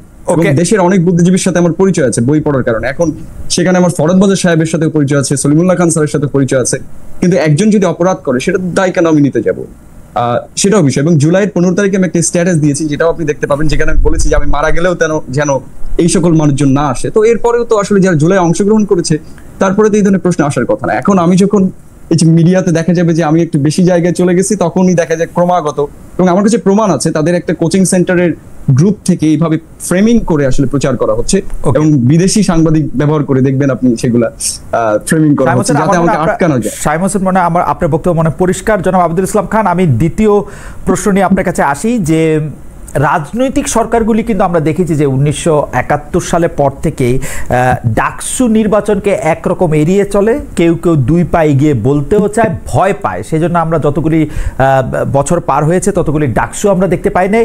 আমরা দেখেছি আওয়ামী লীগ সরকার একটি ডাকসু নির্বাচন দিলেও সেই ডাকসু নির্বাচনের ফল তারা পুরোপুরি পক্ষে আনতে পারেনি। ভিপি নূর দাঁড়িয়ে গেছেন সেখানে ভিপি হিসাবে এবং সেটা পরবর্তীতে তাদের জন্য কোনো ভালো ফল বয়ে নিয়ে আসে নাই। আগামীবার যে নির্বাচিত সরকার আসবে তারা ডাকসুকে কিভাবে দেখবে? তারা কি ডাকসু নির্বাচন দিবে বলে মনে হয় আপনার, যদি জাতীয় রাজনৈতিক প্রেক্ষাপট থেকে একটু বলি? দেখেন, ডাকসু নির্বাচন নিয়ে আমরা যে এই জেনারেশনে যারা বেড়ে উঠেছে পুরোটা সময় রাজনৈতিক অপসংস্কৃতিকে আমরা দেখেছি এবং আমরা কিন্তু দীর্ঘ সময় ধরে আমরা মুসলিম ছিলাম। আমরা এমন না যে হচ্ছে যে 5 বছর একজনকে দেখেছি, আরেক 5 বছর আরেকজনকে দেখেছি। তো সুতরাং আমরা যে নতুন রাজনৈতিক সংস্কৃতির পথে আমরা হাঁটতে যাচ্ছি, যেটা আমরা শিকার হয়েছি, যেটা যেহেতু আনবো না, ফিরিয়ে আনবো না, তাহলে ধরে নিতেই পারি সামনে এরকম রাজনৈতিক অপসংস্কৃতি কিংবা কিংবা ডাকসু আটকে দেওয়ার মতো কোনো ঘটনা ঘটার কোনো সুযোগ নাই। আমাদের বিরুদ্ধে অনেক অপপ্রচার হয়েছে। আজকে সকালেও দেখেন অপপ্রচার করতে না পেরে সর্বশেষ যখন আমরা প্যানেল ঘোষণা করেছি, সেই প্যানেলের পরও মারাত্মকভাবে সাইবার বুলিং এবং সাইবার অ্যাটাক করা হয়েছে আমাদের আইডি গুলোকে। আমাদের প্রত্যেকটা ব্যক্তিকে নিয়ে নানান ধরনের গুজব প্রপাগান্ডা অনলাইন গুলোতে ছড়িয়েছে। এবং আজকে সকালে আপনি হয়তোবা জেনে থাকবেন যে আজকে সকালে ঘুম থেকে 9টায় ওঠার পরে আমি দেখলাম আমার যে নিজস্ব ভেরিফাইড আইডি, সেই আইডিটাকে ডিসেবল করে দেওয়া হয়েছে। আমি অ্যাপ্লাই করে সেটাকে যখন নিয়ে আসলাম, তখন আরো 56 মিনিট পরে আবার সেটাকে ডিসেবল করে দেওয়া হয়েছে। সুতরাং ছোট করে একটা কথা বলি, মানে ব্যাপারটা আচ্ছা শেষ করেন। আমি যেটা বলছি, আমি যে রাজনৈতিক কনসেপ্টকে ধারণা করে আজকের এই জায়গাটাতে এসেছি, সুতরাং রাজনৈতিকভাবে মোকাবেলা করে ব্যর্থ হয়ে নানান ধরনের কথা বলে আমি কোনো ইতিহাসে যেতে চাই না। আমরা নতুন বাংলাদেশের নতুন প্রজন্ম, আমরা বাংলাদেশকে ওভাবে এগিয়ে নিয়ে যেতে চাই এবং আমরা বিশ্বাস করি আগামীকাল 9 সেপ্টেম্বর ডাকসু নির্বাচন হচ্ছে এবং আগামী বছর একই দিনে ঠিক 1 বছর পরে ডাকসু নির্বাচন ঢাকা বিশ্ববিদ্যালয়ের মাটিতে অনুষ্ঠিত হবে, সেটাই বিশ্বাস করি এবং সেটা বাস্তবায়নের সর্বোচ্চ কাজ করে। জনাব খান, আপনাকে ধন্যবাদ।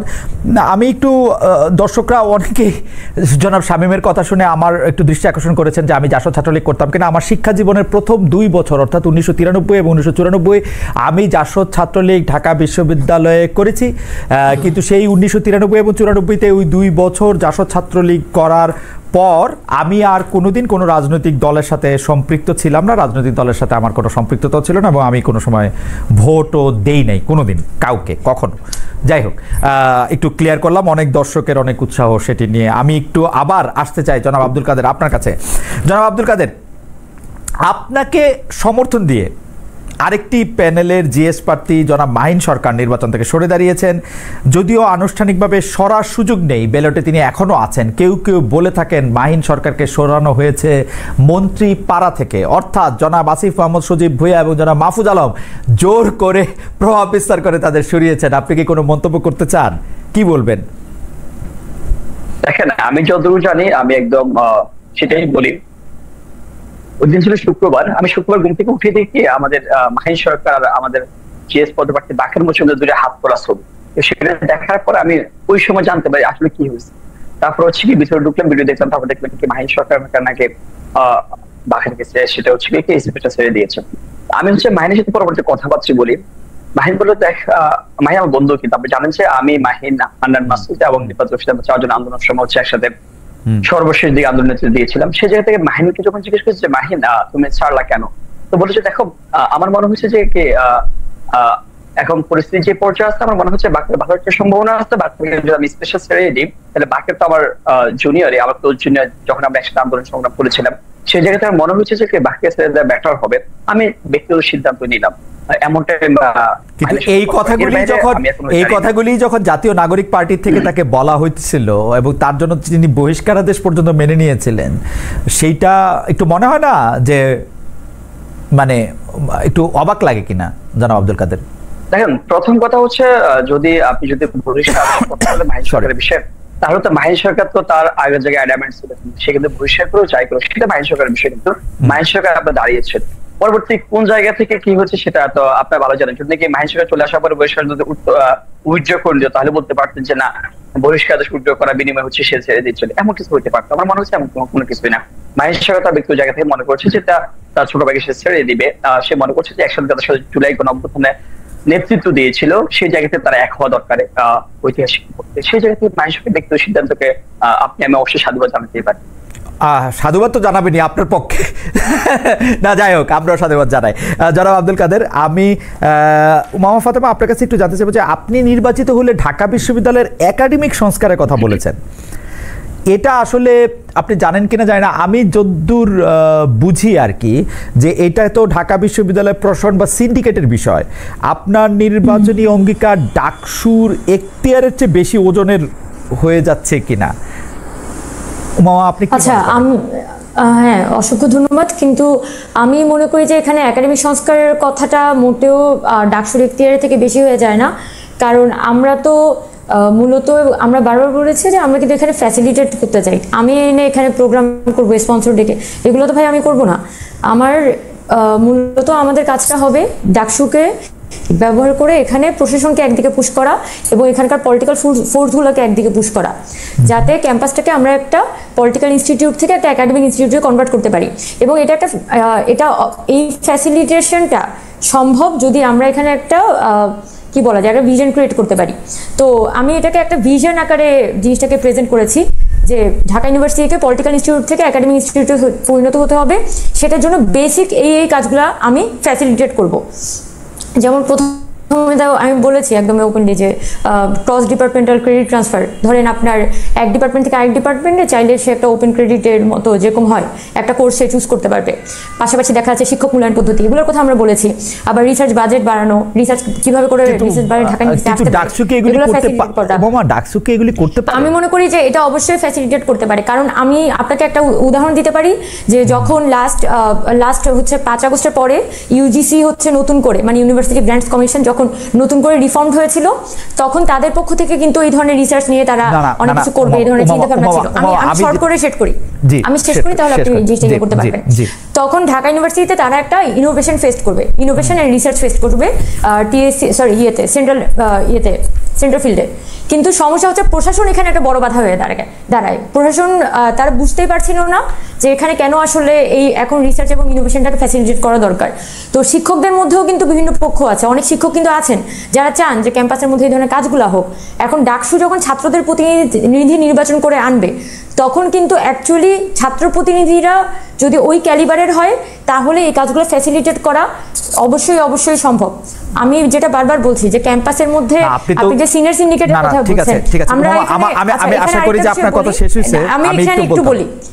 আমি একটু বলি হ্যাঁ, সেটা হচ্ছে আমরা কিন্তু শুধুমাত্র মানে ডাকসুর যে এখতিয়ারের ভিতরে যা আছে ওই জিনিসটার মধ্যেই যদি আমরা সব সীমাবদ্ধ রেখে দিই তাহলে কিন্তু এটা সম্ভব না।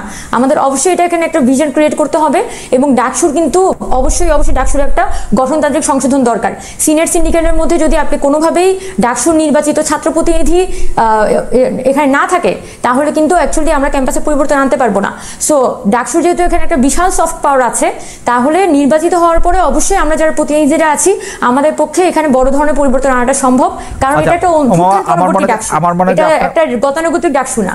আমার মনে হয় যে আপনার বক্তব্য শেষ হয়েছে, কিন্তু আসলে এখন যে ডাকসু আছে সেই ডাকসুর মধ্যে আমি এটার এখতিয়ার দেখতে পাচ্ছি না। আপনি বলছেন যে সেটাও আসলে পরিবর্তন করা দরকার, তো এটা তার একটা দাবি, এটাকে নিশ্চয়ই আপনি এগিয়ে নিয়ে যাবেন, সেটা আপনার প্রেরোগেটিভ, আপনি যেটা করতেই পারেন। আমি একটু জনাব শামীম হোসেন আপনার কাছে আসি। শামীম হোসেন, আপনি নির্বাচনী প্রচারণার সময় নিজের নিরাপত্তা চেয়ে জিডি করেছেন, আপনার অভিযোগ কার বিরুদ্ধে?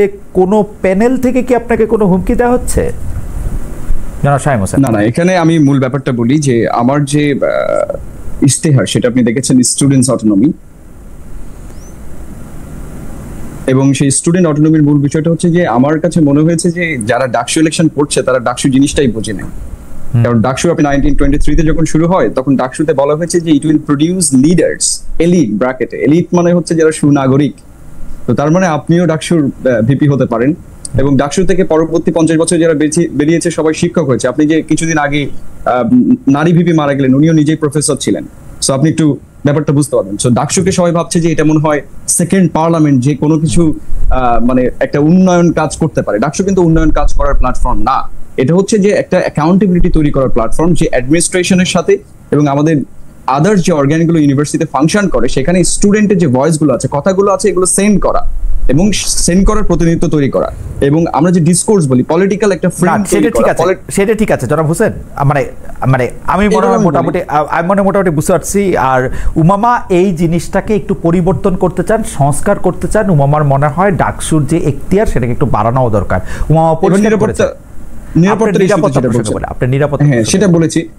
সেটা হচ্ছে যে 28 আগস্ট থেকে একটা কোচিং সেন্টারের টিচার্স প্যানেলে আমাকে জানানো হয় যে এই ছেলেটার তো হাইপ উঠছে, ওকে যেমন হোক দমাইতে হবে।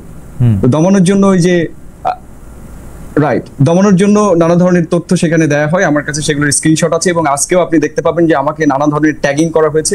যখনই আসলে আমি তো 15 দিন আগেও কোথায় ছিলাম, আমি পড়াচ্ছিলাম এরকম জায়গায়, যখনই আমার মানে ভিডিওগুলো আসলে বিভিন্ন মিডিয়া থেকে যাওয়া শুরু করলো, তখন আমি যাদের কম্পিটিটর হয়ে উঠছিলাম তারা নানা ধরনের প্রোপাগান্ডা চালানো শুরু করেছিল, এবং আজকে তার একটা চরম রূপ আপনি দেখতে পাবেন। তো এটা আমি আগে থেকে ফেয়ার করেছিলাম, যেটা আমাকে একটা মেন্টালি হার্ম করা হতে পারে যে কোনো গ্রুপ থেকে, সেটা আমি মেনশন করতে চাচ্ছি না, কারণ আমি অলরেডি বলেছি আমি তো ইডিওলজিক্যাল পলিটিক্স করছি না। আমি স্টুডেন্টের জায়গা থেকে ইলেকশন এসেছি, জাস্ট যেটা ডাকসুর গঠনতন্ত্রে আছে। এখানে কিন্তু আপনি ছাত্র দল হিসেবে ইলেকশন করতে পারবেন না। ভাইও ইলেকশন করছে, সে ছাত্র হিসেবে ইলেকশন করছে। ডাকসুতে কোনো প্যানেল সিস্টেমই নাই, যে প্যানেলটা করা হয়েছে এটা স্ট্র্যাটেজিক্যাল প্যানেল। সো ফলে অ্যাবনর্মাল জিনিসটা এখানে একটা নর্মালাইজ করা হয়েছে। আমার কথা হচ্ছে পুরো বিশ্বে আপনি অক্সফোর্ড ইউনিয়নের প্রেসিডেন্টকে চিনেন, আপনি বলতে পারবেন না, কিন্তু আপনি ঢাকা ভার্সিটির ভিপিকে নামও মুখস্থ আছে অনেকের। ফলে আমি বলেছি যে সংস্কৃতিটা আমাদের আছে, এই জায়গাটাতে পরিবর্তন আনতে হবে। এই ডিসকোর্সটা আমি বাজারে ছাড়তে পারতে হবে, এটা আমার সবার কাছে উপস্থাপন করতে হবে। না জনাব হোসেন, ওই জায়গা থেকে আমি যখন করেছি, জনাব হোসেন আপনাকে অনেক ধন্যবাদ। জি শেষ করেন আপনি। যখনই করেছি তখন যারা বলেছি পলিটিক্যাল সেটেলমেন্টের অংশ, আমরা মনে করি যে ঢাকা বিশ্ববিদ্যালয়ের প্রত্যেকটা শিক্ষার্থীর অধিকার কোনো একটা পলিটিক্যাল সেটেলমেন্টের পার্টির কাছে দিতে হবে, এরকম তো না, আমাদের একটা ভয়েস থাকতেই পারে। ফলে আমার চারিদিক থেকে একটা ভয় তো কাজ করবেই যে আমি আসলে চারিদিক থেকে এটা হইতে পারে, এবং নানা জায়গা থেকে হয়েছে। এইটা তো ব্যাপারটা এখন এরকম দাঁড়াইছে যে ডাকসু নির্বাচনে যে জিতবে সে বোধহয় আগামীতে সরকারি গঠন করে ফেললো, বাংলাদেশ দখল করে ফেললো, বা এরকম একটা মানে বা যে হারলো তার একদম সব চলে গেল। আমরা আসলে এটা মনে করি না এবং এটা মনে করতে চাই না। এটা মনে করার নানা রকম কুফল আমরা দেখতে পেয়েছি যে রাজনৈতিক দলগুলো আসলে ডাকসু দিতে চায় না। দীর্ঘকাল সময় পর্যন্ত আমরা ছাত্রদের অধিকার নিয়ে আমরা কোনো কথা শুনি নাই। এইবার আমরা এটা খুবই আশাবাদ নিয়ে দেখতেছি যে ছাত্রদের অধিকার নিয়ে, ছাত্রদের কথা নিয়ে কথা বলছেন। আবিদুল ইসলাম খানের কাছ থেকে একটু জানতে চাই। আবিদুল ইসলাম খান, আমি আপনাকে একদম স্পেসিফিকলি বলতে পারি যে গত অনেক বছর, মানে আমি আসলে ঠিক স্পেসিফিকলি বললে হয়তো 2016 বলা উচিত, সেই সময় থেকে আমরা দেখছি যে অনেক আগে থেকে যে শিবির নাম দিয়ে বা যে কোনো লোককে ছাত্র শিবিরের লোক বলে ছাত্রলীগের যে নিপীড়ন, সেই নিপীড়নের প্রতিবাদ আপনি করেছেন। সেই প্রতিবাদ করতে গিয়ে আপনি নির্যাতিত হয়েছেন। গত কয়েক বছর আন্দোলন সংগ্রামে এই ছাত্র শিবিরের নেতাকর্মীরা আপনাদের সহযোদ্ধা ছিলেন রাজপথে, দুর্যোগে দুর্গমে সব জায়গায়। কিন্তু গত এক বছর ধরে, বিশেষ করে 5 আগস্টের পরে আপনারা শিবিরকে গুপ্ত বলে খোঁটা দিচ্ছেন, নানা রকম কথা বলছেন, তাদের পরিচয় উমুক কিনা 71, মানে যেসব জায়গায় তাদের দুর্বলতা বলে আপনি মনে করছেন সেসব জায়গা থেকে ক্রমাগত আপনি কথা বলেই যাচ্ছেন। এইটার কারণ কি আসলে? মানে আপনি কি এইটা খেয়াল করতেছেন যে আপনি যত বেশি শিবিরকে আক্রমণ করছেন তত সেই আক্রমণটার গোড়ায় গেলে আমরা আবার আপনাদেরই দেখতে পাবো? যদি রাজনৈতিক আদর্শের কথা আমরা বলি, মানে জামায়াতকে গালি দিলে আসলে বিএনপিকে গালি দেওয়া হয় কিনা, সোজা করে আমি প্রশ্ন করলে। আচ্ছা ভাই, যে এই কোশ্চেন অ্যান্সার যদি দিতে চাই, আমি এই ভিতরে যেতে চাইনি, তারপরে যেহেতু আপনি জিজ্ঞেস করেছেন অ্যান্সার দিতে হচ্ছে। দেখেন ভাই, শিবিরের বর্তমান যে জেনারেশনটা আছে, বিশ্ববিদ্যালয়ের নেতৃত্ব কিংবা যাদেরকে আমরা পেয়েছি, এরা আমরা একই জেনারেশনের। কিংবা 2016 সালে আমি বিশ্ববিদ্যালয়ে এসে রাজনীতির পর, বিশ্ববিদ্যালয়ে আসার আগে তো আমি রাজনীতির সাথে কোনো সম্পৃক্ত ছিল না, বিশ্ববিদ্যালয়ে আসার পর থেকে আমি আমার রাজনৈতিক পথচলা আমি শুরু করি। তো সেই সময়টাতে তো আর প্রকাশ্যে শিবিরের রাজনীতি আমার দেখার সুযোগ হয়নি, কিংবা এদের মুখোমুখি আমার হওয়ারও প্রয়োজন পড়েনি। তো সুতরাং এদের প্রিভিয়াস কিংবা হচ্ছে যে যা আমি দেখিনি সেগুলো নিয়ে আমি কথা বলতে যাচ্ছি না। কিন্তু 5 আগস্ট পরবর্তী সময়ে যখন ঢাকা বিশ্ববিদ্যালয়ের মাটিতে রাজনীতি বিকেন্দ্রীকরণের প্রশ্ন, দুঃখিত, রাজনীতি মানে হচ্ছে যে রাজনীতি নিষিদ্ধের যে প্রশ্নটা আসলো, যে হচ্ছে বিরাজনীতিকরণের প্রশ্নটা আসলো, যে এরাই হচ্ছে যে আপনার সব জায়গায় বিহাইন্ড দ্য সিনে আমরা দেখেছি যখন এরা কমিটি দিয়েছে, এদের নেতৃবৃন্দ সাবেক ছাত্রলীগের ছিল, এগুলো তো প্রমাণিত। তো যখন আমরা বারবার দেখছি যে তারা আমাদের হচ্ছে যে ছাত্রলীগকে সরিয়ে দিয়ে দখলদারিত্ব করে আমাদের রাজনীতি করতে তারা দিচ্ছে না, তখন ওই জায়গাটা থেকে আমরা যে শ্রদ্ধা, স্নেহ, সহনশীলতা, সহমর্মিতার রাজনীতি চর্চার মানে চেষ্টা করে গেছি, রাজনৈতিক অপসংস্কৃতিগুলোকে ঘৃণা করেছি, তারা বারবার সেই জায়গাটাতে আমাদের এগেইনস্টে বারবার আঘাত করেছে, আমাদেরকে ক্যাম্পাসে রাজনীতি করতে দিবে না, এমন একটা পরিস্থিতি তারা তৈরি করেছে। তাছাড়া যে জায়গাগুলোতে আমি কথা বলেছি, আমি আবারও বলছি, আমি 5 আগস্টের পূর্বে যাচ্ছি না। 5 আগস্টের পরে আমি ঢাকা বিশ্ববিদ্যালয়ের জসীমউদ্দিন হলের স্টুডেন্ট। আমি সেই জসীমউদ্দিন হল থেকে শুরু করে পুরো ঢাকা বিশ্ববিদ্যালয়ে শুধুমাত্র রাজাকার শব্দটাকে নরমালাইজেশন করার চেষ্টা করা হয়েছে। কারণ জুলাইয়ের স্লোগান ছিল, তুমি কে আমি কে, রাজাকার রাজাকার, কে বলেছে স্বৈরাচার স্বৈরাচার। সুতরাং সেই জায়গায় 5 আগস্ট পরবর্তী সময়ে শুধু তুমি কে আমি কে, রাজাকার রাজাকার দরকার, এই শব্দটা নরমালাইজেশনের তো কোনো মানে হয় না। তারপর হচ্ছে যে 5 আগস্ট পরবর্তী সময়ে দেখেন এদের ম্যাগাজিন একটা বের হয়েছিল, সেই ম্যাগাজিনে লেখা হয়েছে, এই কথাগুলি আমরা অনেকবার শুনেছি জনাব খান। আমি এজন্যই বললাম যে আপনি যখন কোশ্চেন করেছেন যে কেন জনাব খান, আমার কাছে এই জায়গাগুলোর কারণে আলটিমেটলি হয়েছে, আমার কাছে মনে হয় যে এই জায়গাগুলোতে রাজাকার শব্দটা নরমালাইজেশন করাটা আপনি যেভাবে বলতেছেন সেভাবে তো কোনো কিছুই নরমাল হবে না। আর তাছাড়া হচ্ছে যে আমরা তো এরকম একটা বাংলাদেশের মানে স্বপ্ন দেখেছিলাম যেখানে যে যার কথা সে বলতে পারবে, সে তা বলতে পারবে। 5 আগস্টের পরে তো আমরা কাউকেই আসলে গলা আটকে রাখতে চাই নাই, এটাই তো 5 আগস্টের অঙ্গীকার ছিল কম আর বেশি, তাই না? এখন আমাদের যে অস্তিত্ব, মহান মুক্তিযুদ্ধকে যদি আমি যেটা ধারণ করেছিলাম যে হয়তোবা এই জেনারেশনটা তাদের পূর্বসূরিদেরকে ধারণ না করে তারাও হয়তোবা আমাদের মতো করে বেড়ে উঠেছে, কিন্তু 5 আগস্ট পরবর্তী সময়ে আপনি যখন মহান মুক্তিযুদ্ধকে একের পরে হেয় করে যাবেন, বিভিন্নভাবে হেয় করে যাবেন, এখন খালিদ ভাই আপনি বলেন তাহলে আমি কি প্রতিবাদ না করাটাই আমার উচিত ছিল? না না, আমি আপনাকে কিছুই বলতে চাচ্ছি না, কিন্তু আমার কাছে মনে হচ্ছে যে মানে তবে আমরা তাদের কাছ থেকে সহনশীলতা চেয়েছিলাম যে হ্যাঁ, যে বিশেষ করে হচ্ছে যে এগুলো তো আছেই, তাছাড়া হচ্ছে যে নিজেদের যে দখলদারিত্ব, বিশেষ করে ছাত্রলীগের আন্ডারে তারা থেকে ছাত্রলীগ চলে গেছে, কিন্তু তারা বিভিন্ন হল প্রতিনিধির নামে বিভিন্ন কমিটি করে আমাদের যে ছেলেগুলো, আপনি এখানে স্বৈরাচার শব্দে প্রতিষ্ঠিত করেছিল যে ছেলেটা 6 আগস্ট 7 আগস্ট সেই ছেলেটা হলে উঠতে গিয়ে তাকে হল থেকে বের করে দেওয়া হয়েছে, তাকে হলে ঢুকতে দেওয়া হয় নাই। তো এভাবে আধিপত্য বিস্তার করেছিল তারা হলে, এবং আমাদের যেখানে আমরা বিগত দীর্ঘ দুঃশাসনের ফ্যাসিস্টকে মোকাবেলা করে কণ্ঠ জারি রেখেছিলাম, এরা গেস্টরুমে নির্যাতন হতো, শিবিরকে নির্যাতন করা হতো। আমি আজকে দেখেছেন যে আমি সে সময় এদের পক্ষে পোস্ট দিয়েছি, তো তারাই যখন 5 আগস্টের পরে আমার রাজনীতির অস্তিত্ব নিয়ে প্রশ্ন করবে, তখন তো ভাই এটা স্বাভাবিক না, আমি আমার অস্তিত্ব টিকিয়ে রাখার জন্য প্রতিবাদ করবো না। আব্দুল ইসলাম খান, আমি আজকে আর আপনাকে, কারণ এটা ইলেকশনের ঠিক আগা মুহূর্ত, আমি শুধু আপনার অবস্থানটাই জানতে চাইছিলাম। আমি জনাব আব্দুল কাদের কাছে একটু যাই। জনাব আব্দুল ইসলাম খান, আমি আমার জায়গা থেকে এখনো চাই প্রত্যেকের জায়গা থেকে শ্রদ্ধা, স্নেহ, সহনশীলতা, সহমর্মিতা ধারণ করুক। আমরা যেন এই 5 আগস্ট পরবর্তী সময় বাংলাদেশে আমরা কেউ কারো শত্রু হতে পারি না, আমি এই ধারণাটাকে এখন এক্স্যাক্টলি। কিন্তু আপনি অনেক রেগে রেগে কথা বলেন মাঝে মাঝে, এত রেগে রেগে না কথা বললেও পারেন জনাব আব্দুল ইসলাম খান। না, আমার রাগটা আমার যে রাগটা সেদিন দেখেছেন আপনারা, সেটা হচ্ছে ডাকসু নির্বাচনকে একজন ব্যক্তির হচ্ছে যে পক্ষে বিপক্ষে রিট আসবে,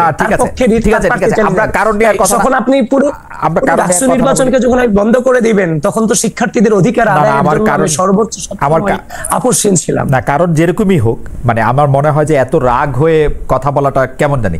হাওয়েভার, আমি জনাব আব্দুল কাদের আপনার কাছে একটু আসতে চাই। মানে জামাত শিবির নেতারা আগে বিএনপিকে বলতো, এখন আপনাদেরকেও বলতে শুরু করেছে, যেহেতু আপনারা ক্রমাগতভাবে একিউজ করে যাচ্ছেন তাদের যে সাথে থাকলে সঙ্গী, না থাকলে জঙ্গি। এখন বিভিন্ন দাবি দাওয়া আদায় জনাব আব্দুল কাদের, আপনারা কিন্তু জামায়াত শিবিরকে সাথে থাকেন, পাশে রাখেন, সামনে রাখেন, কিন্তু আবার যখন প্রয়োজন ফুরিয়ে যায় তখন রাজাকার বলেন। এই ধরনের দ্বিমুখী নীতি আপনারা নিয়েছেন কিনা জামায়াত শিবিরকে, যে রাজনৈতিক প্রতিপক্ষকে ঘায়েল করতে সাবেক প্রধানমন্ত্রী শেখ হাসিনা যেমন রাজাকার টার্ম ব্যবহার করতেন, আপনারাও একই পথে হাঁটছেন কিনা জনাব আব্দুল কাদের? জি ভাই, দেখেন, প্রথম কথা হচ্ছে 5 আগস্টের পরে কথা ছিল আমরা একটা সুন্দর সত্য রাজনৈতিক সংস্কৃতি আমরা বিনির্মাণ করব, নতুন করে পথচলা শুরু করব। সেই জায়গা থেকে আমরা অতীতের সকল কালিমা আমরা সবকিছু মুছে ফেলে দিব।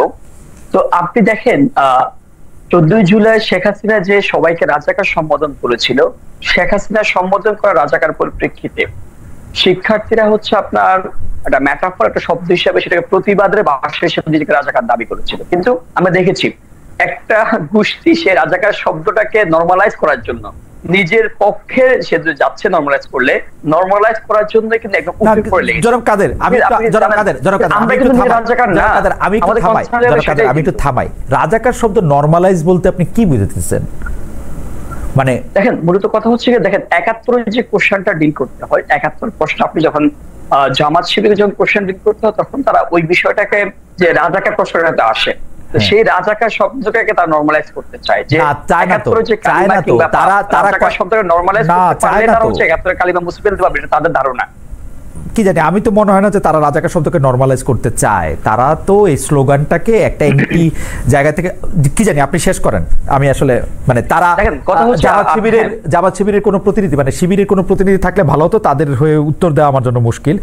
হাওয়েভার প্রথম হ্যাঁ আপনাকে যেটা বলছেন, দেখেন আমরা কথা ছিল হচ্ছে আমরা সুন্দর একটা সত্য রাজনৈতিক কালচার আমরা বিনির্মাণ করবো এখানে। সেই জায়গা থেকে আমরা শুধুমাত্র রাজাকার নিয়ে বলি নাই, কিন্তু আমরা একই সাথে বলেছি যে আগেরকার দিনে ছাত্র রাজনীতির কাঠামোটা যেমন ছিল, এখন ছাত্র রাজনীতির কাঠামোটা নতুন করে পরিবর্তন আসবে। আমি যেহেতু ছাত্র রাজনীতির জন্য, ছাত্রদের কল্যাণ জন্য রাজনীতি করতেছি, ছাত্র সেন্টিমেন্টকে মাথায় রেখে আমি রাজনীতি কাঠামোটা আমি সাজাবো। সেই জায়গা থেকে যে এক্সিস্টেন্স, যে বিদ্যমান যে কালচারটা আছেন, যে প্রকাশ্য রাজনীতিটা করা, আপনি যদি এখন যদি যে অপ্রকাশ্য রাজনীতি থেকে যান, তাহলে আলটিমেটলি সাধারণ শিক্ষার্থীরা ক্ষতিগ্রস্ত হয়। আপনার যে বিদ্যমান যে রাজনৈতিক কালচার আছে, আপনি সেটাকে হচ্ছে ওন করতে পারতেছেন না, সেটা আপনি চর্চা করতে পারতেছেন না, যেটা বলি হয় সাধারণ শিক্ষার্থীরা। আপনি দেখেন যখন নাকি তারেক রহমানকে নিয়ে স্লোগান হয় যে 1 2 3 4, যে স্লোগানটা হয় এটা কিন্তু সাধারণ শিক্ষার্থীর নাম দিয়ে দেওয়া হয়। তার মানে কি, সাধারণ শিক্ষার্থীদেরকে তারেক রহমান কিংবা তার ছাত্র সংগঠনের মুখোমুখি দাঁড় করে দেওয়া হয়। আরেকটা বিষয়, যখন আপনি সাধারণ শিক্ষার্থীর নাম দিয়ে যে কোনো কর্মকাণ্ড পরিচালনা করেন, তার মানে সাধারণ শিক্ষার্থী এজেন্সিকে আপনি একদম নষ্ট করে দেন, সাধারণ শিক্ষার্থী একদম যারা সবার মুখোমুখি দাঁড় করে দেন। এই জায়গা থেকে আমার মনে হয় না এটা ছাত্রদের জন্য রাজনীতি, শুধুমাত্র ব্যক্তি কেন্দ্রিক রাজনীতি। একই সাথে আরেকটা সুবিধা হচ্ছে কি জানেন, আপনার মনে হয় যে আবার যদি গণতন্ত্র ফিরে আসে, আবার যদি হচ্ছে আপনার যে নিপীড়নের কালচার ফিরে আসে, আপনি এখন যদি গুপ্ত আছেন, আপনি হয়তো আবারও যে আগের যে রাজনীতি ফিরে যাবেন। আরেকটা বিষয় দেখেন, এটা একটা সুবিধাও আছে, কিন্তু জনাব কাদের, শিবিরকে আপনি বারবার গুপ্ত বলতেছেন, তো এই 15 বছরে বিএনপি সমর্থিত ছাত্রদল নেতারা ছাড়া কেই বা প্রকাশ্যে, বা বাম সংগঠনগুলি ছাড়া, অল্প 2-1টা ছাত্রছাত্রী ছাড়া কেই বা প্রকাশ্যে কোন রাজনীতি, কার রাজনীতি কে করতে পেরেছে বলেন আপনি? দেখেন আমরা অল্প কয়েকজন মানুষ সেটা চেষ্টা করেছি, কিন্তু অনেকে বলা বলে যে তোমরা অল্প কয়েকজন মানুষ কিভাবে বিশাল। আপনি কোন রাজনৈতিক দলের সাথে সংশ্লিষ্ট ছিলেন জনাব আব্দুল কাদের?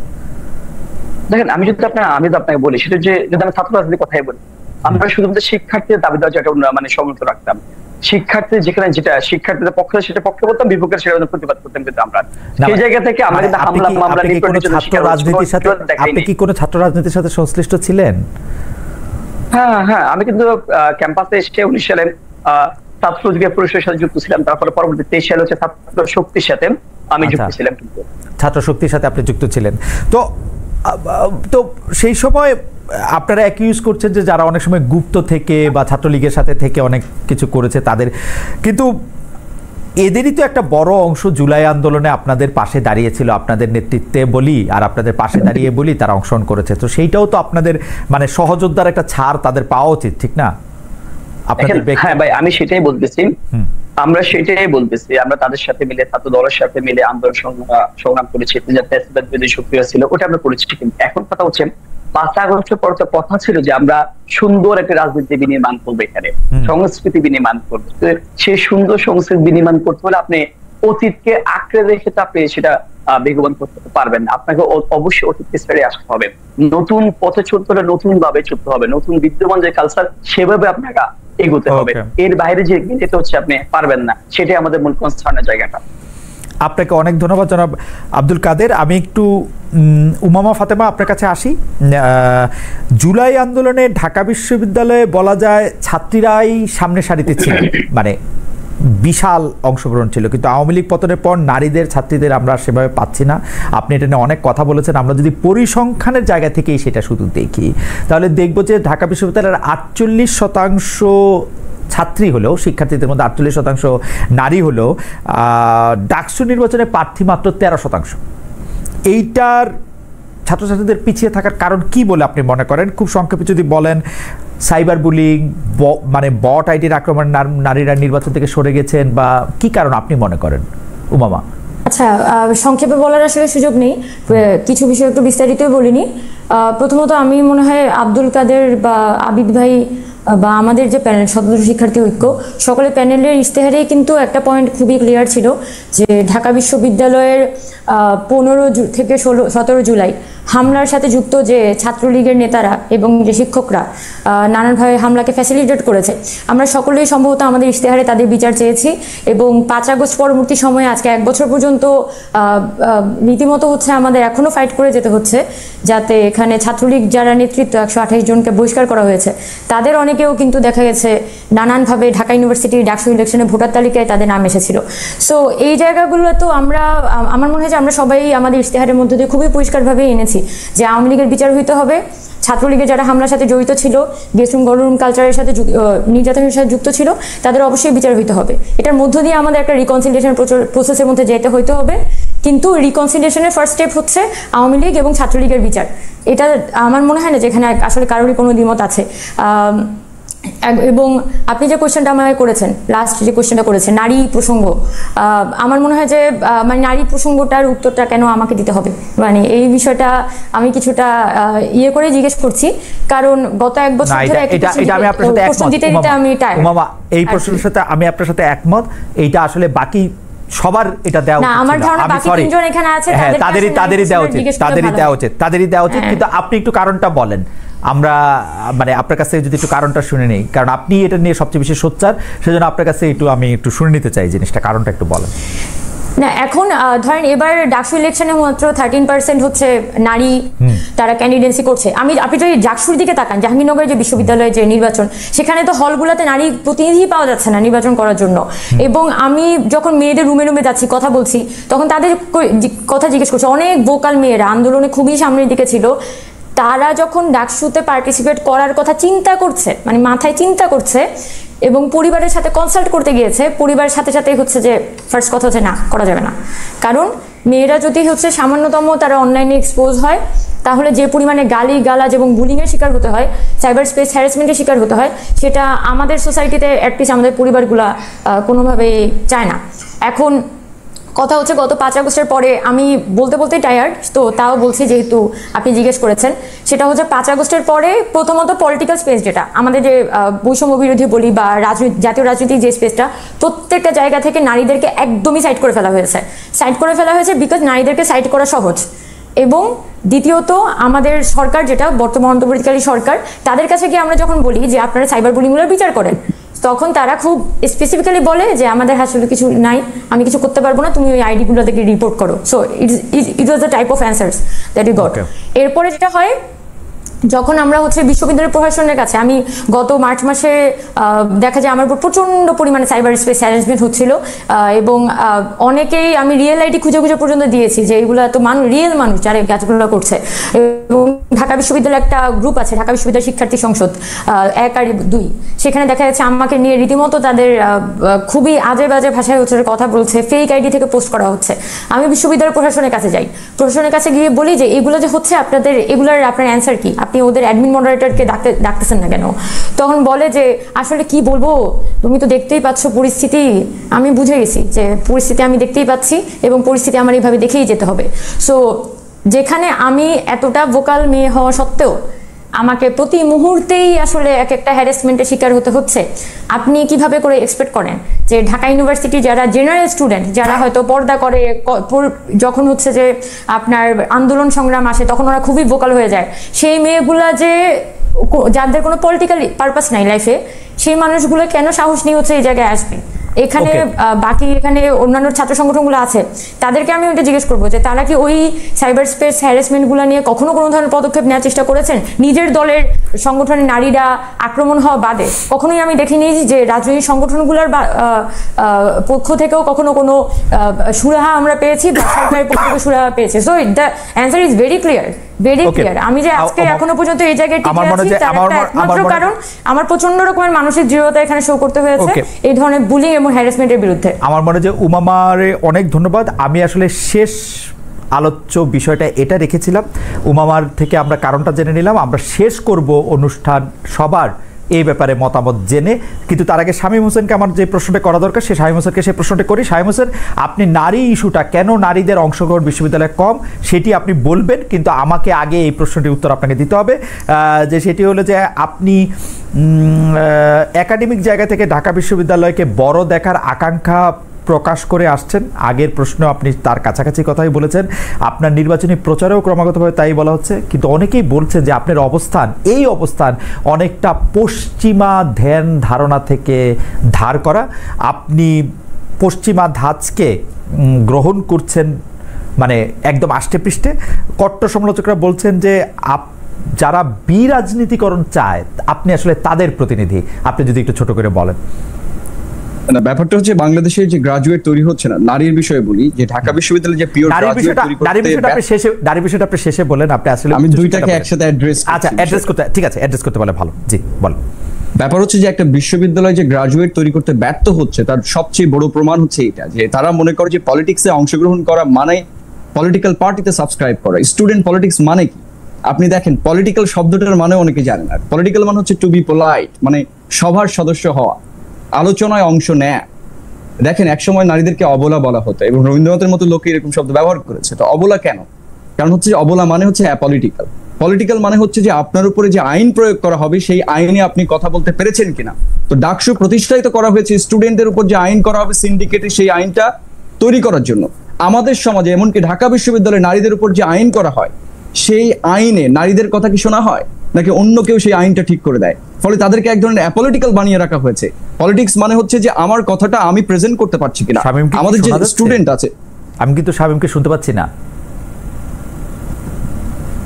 শামীম আবার একটু বলবেন? আমির ভাই, আমি কিন্তু শামীমের শেষ কথা শুনতে পাইনি। ওকে, আছে আমাদের সঙ্গে? শামীম একটু হ্যালো বলেন তো আমাদের। হ্যাঁ হ্যালো।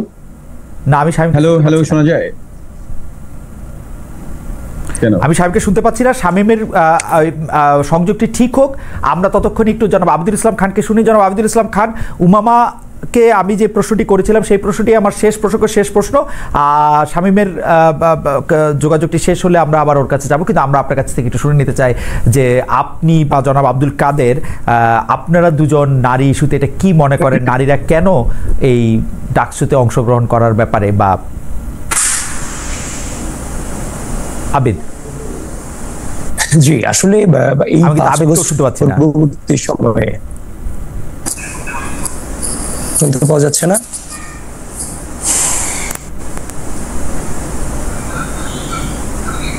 হ্যালো, আব্দুল কাদের কি শুনতে পাচ্ছি? আব্দুল কাদের, আপনি বলেন তো।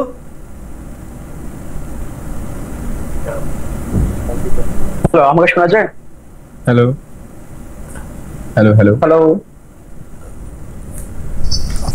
জনাব কাদের, আপনি একটু বলেন তো, আমি দেখি আপনাকে শুনতে পাচ্ছি কিনা। হ্যাঁ, আসলে আমার মাইক্রোফোনটারই ব্যাটারি মনে হয়। হ্যাঁ, আমি সবার কথা শুনতে পাচ্ছি ভালোভাবে। আমি আপনাদের শুনতে পাচ্ছি, তাহলে আপনি বলেন, আমি এখান থেকে শুনে নিচ্ছি। জনাব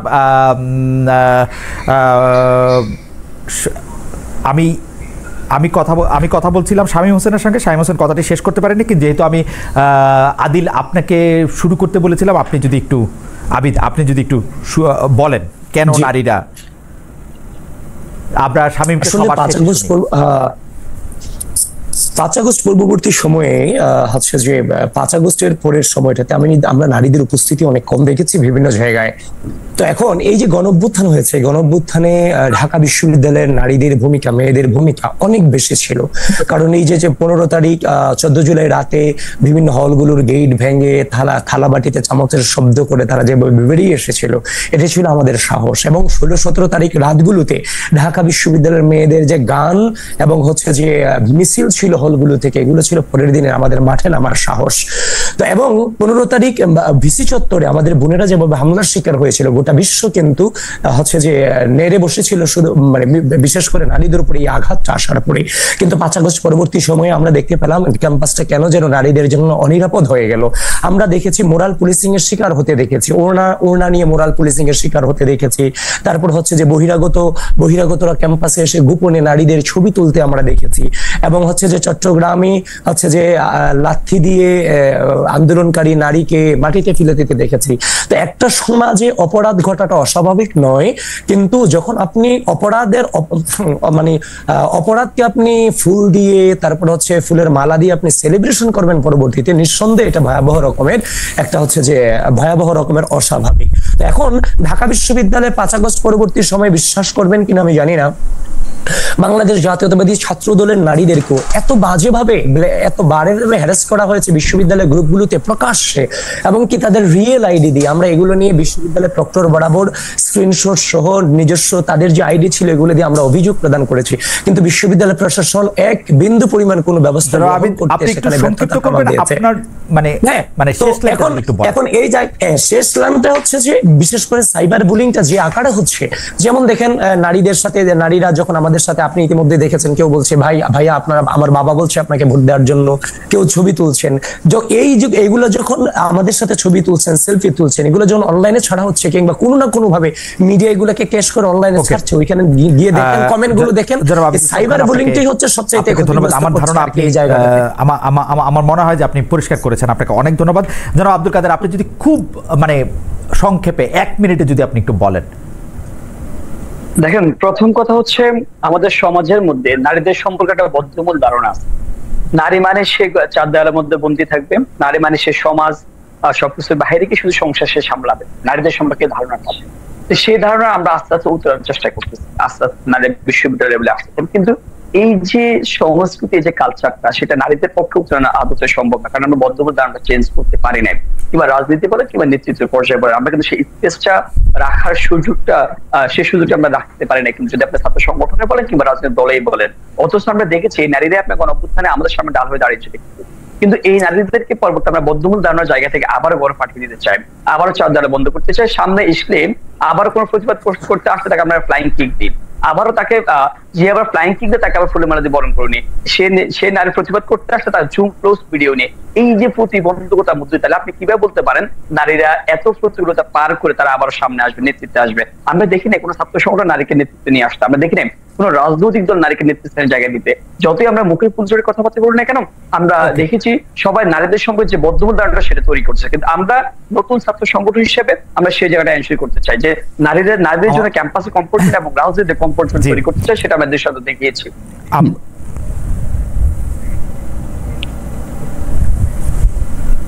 আমরা আপনাকে অনেক ধন্যবাদ জনাব আব্দুল কাদের।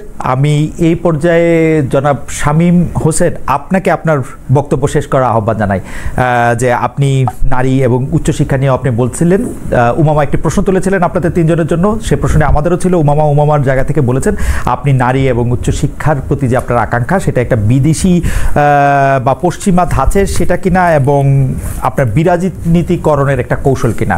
আপনি খুব অল্প সময় যদি শেষ করেন শামীম। আমাকে একটু বেশি সময় দিতে হবে কারণ প্রশ্নতে একটু সময় দিয়েছেন। আমি বলি যে রাজনীতি জিনিসটাই না, আমাদের ইউনিভার্সিটি গুলো যে ফেল করছে তার একটা প্রমাণ হচ্ছে যে আমাদের গ্রাজুয়েটদের ভেতরের যে কথাগুলো বেরিয়ে আসে বিভিন্ন ইউনিভার্সিটি ছেলে মেয়েদের মুখ দিয়ে, সেটা দিয়ে একটা প্রমাণ পাওয়া যায়। অনেকে ডিক্লোনাইজেশন কথাটা বলে, ডিক্লোনাইজেশন মানে হচ্ছে দেশীয় স্টাইল ইউনিভার্সিটি চালাতে হবে, রবীন্দ্রনাথ যেটা বলে ইস্টার্ন ইউনিভার্সিটি। তো আমি দেশীয় স্টাইলে যদি ইউনিভার্সিটি চালাতে চাই, সেই সিস্টেমও ঢাবিতে আছে। সেটা কি? House tutoring system. আমরা পড়ি না মক্তবে মাদ্রাসা, আমাদের টিচাররা পাহারা দেয়, আমরা পড়ি, সেই সিস্টেম কিন্তু ঢাবিতে আছে। ফলে আমি বলেছি ঢাবির যে বিদ্যমান কাঠামো আছে, সেখানে যে সিস্টেমগুলো আছে অলরেডি সেগুলো ভালো, কিন্তু সেগুলো চলে না, মানে সেগুলো চালানো হয় না। আপনাকে জাস্ট ওটা ফাংশন করাইতে হবে। তো এই ফাংশন করানোটা হচ্ছে, যদি আপনি বলেন যে এটা পশ্চিমা ধারণা, এখন ইউনিভার্সিটি জিনিসটা ইউনিভার্সাল। আপনি জার্মান ফিলোসফি যদি মানে ঢাকা বিশ্ববিদ্যালয়ে না পড়াতে দেন, তাহলে আপনার ইউনিভার্সিটির দরকার নাই। ইউনিভার্সালিটি থেকে ইউনিভার্সিটি আসছে, ফলে সেখানে সব জিনিসই একই সাথে চর্চা হবে। আমাদের কিন্তু প্রথম যে ডিপার্টমেন্টগুলো তৈরি করা হয়েছে, ইসলামিক স্টাডিজ ডিপার্টমেন্ট, একই সাথে আবার ইংলিশ ডিপার্টমেন্ট তৈরি করা হয়েছে 1921 সালে। তার মানে এই ইউনিভার্সিটি এইভাবেই ফাংশন করবে যে সবগুলো আইডিয়া সেখানে থাকবে, এটার সাথে পশ্চিমা বা এইরকম সম্পর্ক নেই। আরেকটা বিরাজনীতিকরণের কথা বলেছেন, আমি বললামই যে এই যে নারীদেরকে রাজনীতিতে আসতে দেওয়া হচ্ছে না, এটার প্রমাণ হচ্ছে যে আমরা কোনো পিওর গ্রাজুয়েট ইউনিভার্সিটি থেকে তৈরি করতে পারছি না। আমরা যে সকল নেতা প্রডিউস করছি ইউনিভার্সিটি থেকে, কর্মী প্রডিউস করছি, তাদের কগনিটিভ নলেজের কথা চিন্তা করেন। একটা রাজনীতি মানে কি? What is politics? পলিটিক্স মানে হচ্ছে যে আপনার উপর যে আইন করা হবে সেই আইনে আপনার অংশগ্রহণ আছে কিনা, এটাকে বলে টু বি পোলাইট। পোলাইট মানে হচ্ছে সভ্য, আপনি জানেন, সবার সদস্য, আমরা যাকে লেজিসলেচার বলি। তো আমাদের বিশ্ববিদ্যালয়ে নারীদের উপর যে আইন করা হয়, সেই আইনগুলোতে নারীদের কথা বলতে দেওয়া হয় না। আপনি দেখেন কোথাও কথা বলতে দেওয়া হচ্ছে কিনা, তাদের সেই স্পেসটা তৈরি করতে দেওয়া হয় না। আপনারা বারবার বলবেন যে আমাদের প্রধানমন্ত্রীরা তো নারী ছিল, সে ডিসিশন কি নারীরা নিতে পেরেছে? দুইটা প্রধানমন্ত্রী থাকা অবস্থায় নিতে পারে নাই। তো আমি যেটা বলেছি যে এটা বিরাজনীতিকরণ নয়। স্টুডেন্ট পলিটিক্স মানে হচ্ছে স্টুডেন্টের উপরে যে আইন করা হবে সেখানে স্টুডেন্ট অংশগ্রহণ করবে। কিন্তু আমাদের ধারণা হয়েছে যে আপনাকে কোনো পার্টি সাবস্ক্রাইব করতে হবে পলিটিক্যাল হতে গেলে। আমি তো এখন স্টুডেন্ট পলিটিক্সে করছি, I am talking about the students policy. So এটা তো স্টুডেন্ট পলিটিক্যালের অংশ, তাই না? এখন কেউ যদি প্রক্সি হয় সেটা আলাদা ব্যাপার। আমরা স্টুডেন্ট পলিটিক্স ভাবতে প্রক্সি ভেবেছি। আপনি দেখেন ডোনাল্ড ট্রাম্পকে হার্ভার্ড ইউনিভার্সিটিতে কোনো প্রক্সি পলিটিক্যাল অর্গানাইজেশন চালায়। যদি আমার মনে হয় যে আপনার মুদ্রা বক্তব্য পরিষ্কার, আপনি যদি শেষ করেন মানে আমাদের সবাইকে শুভেচ্ছা জানিয়ে আপনারা। তো এটা আসলে বিরাজনীতিকরণ নয়, আমি বলেছি যে এটাই আসলে স্টুডেন্ট পলিটিক্স। এখন যেটা হচ্ছে এটা প্রক্সি রাজনীতি, মানে আমরা সেন্টারে একটা প্রক্সি রাজনীতি এখানে করছি। আমি অমুক দলে সারাদিন আদর্শিক লড়াই করে, আমাদের স্টুডেন্টের অধিকার নিয়ে কথাটা কোথায়? আমার মনে হয় যে মানে স্টুডেন্ট পলিটিক্স যেটা আমি করছি, আমরা বরং আলোচনা আমরা আজকে শুনলাম। আপনারা আচ্ছা, আমি হচ্ছে কিছু বলতে চাই। তারপরও আপনারা অধিকারের জায়গাটাতে আমি একটু কথা বলতে চাই। আপনি কিছু বলতে চাইছেন?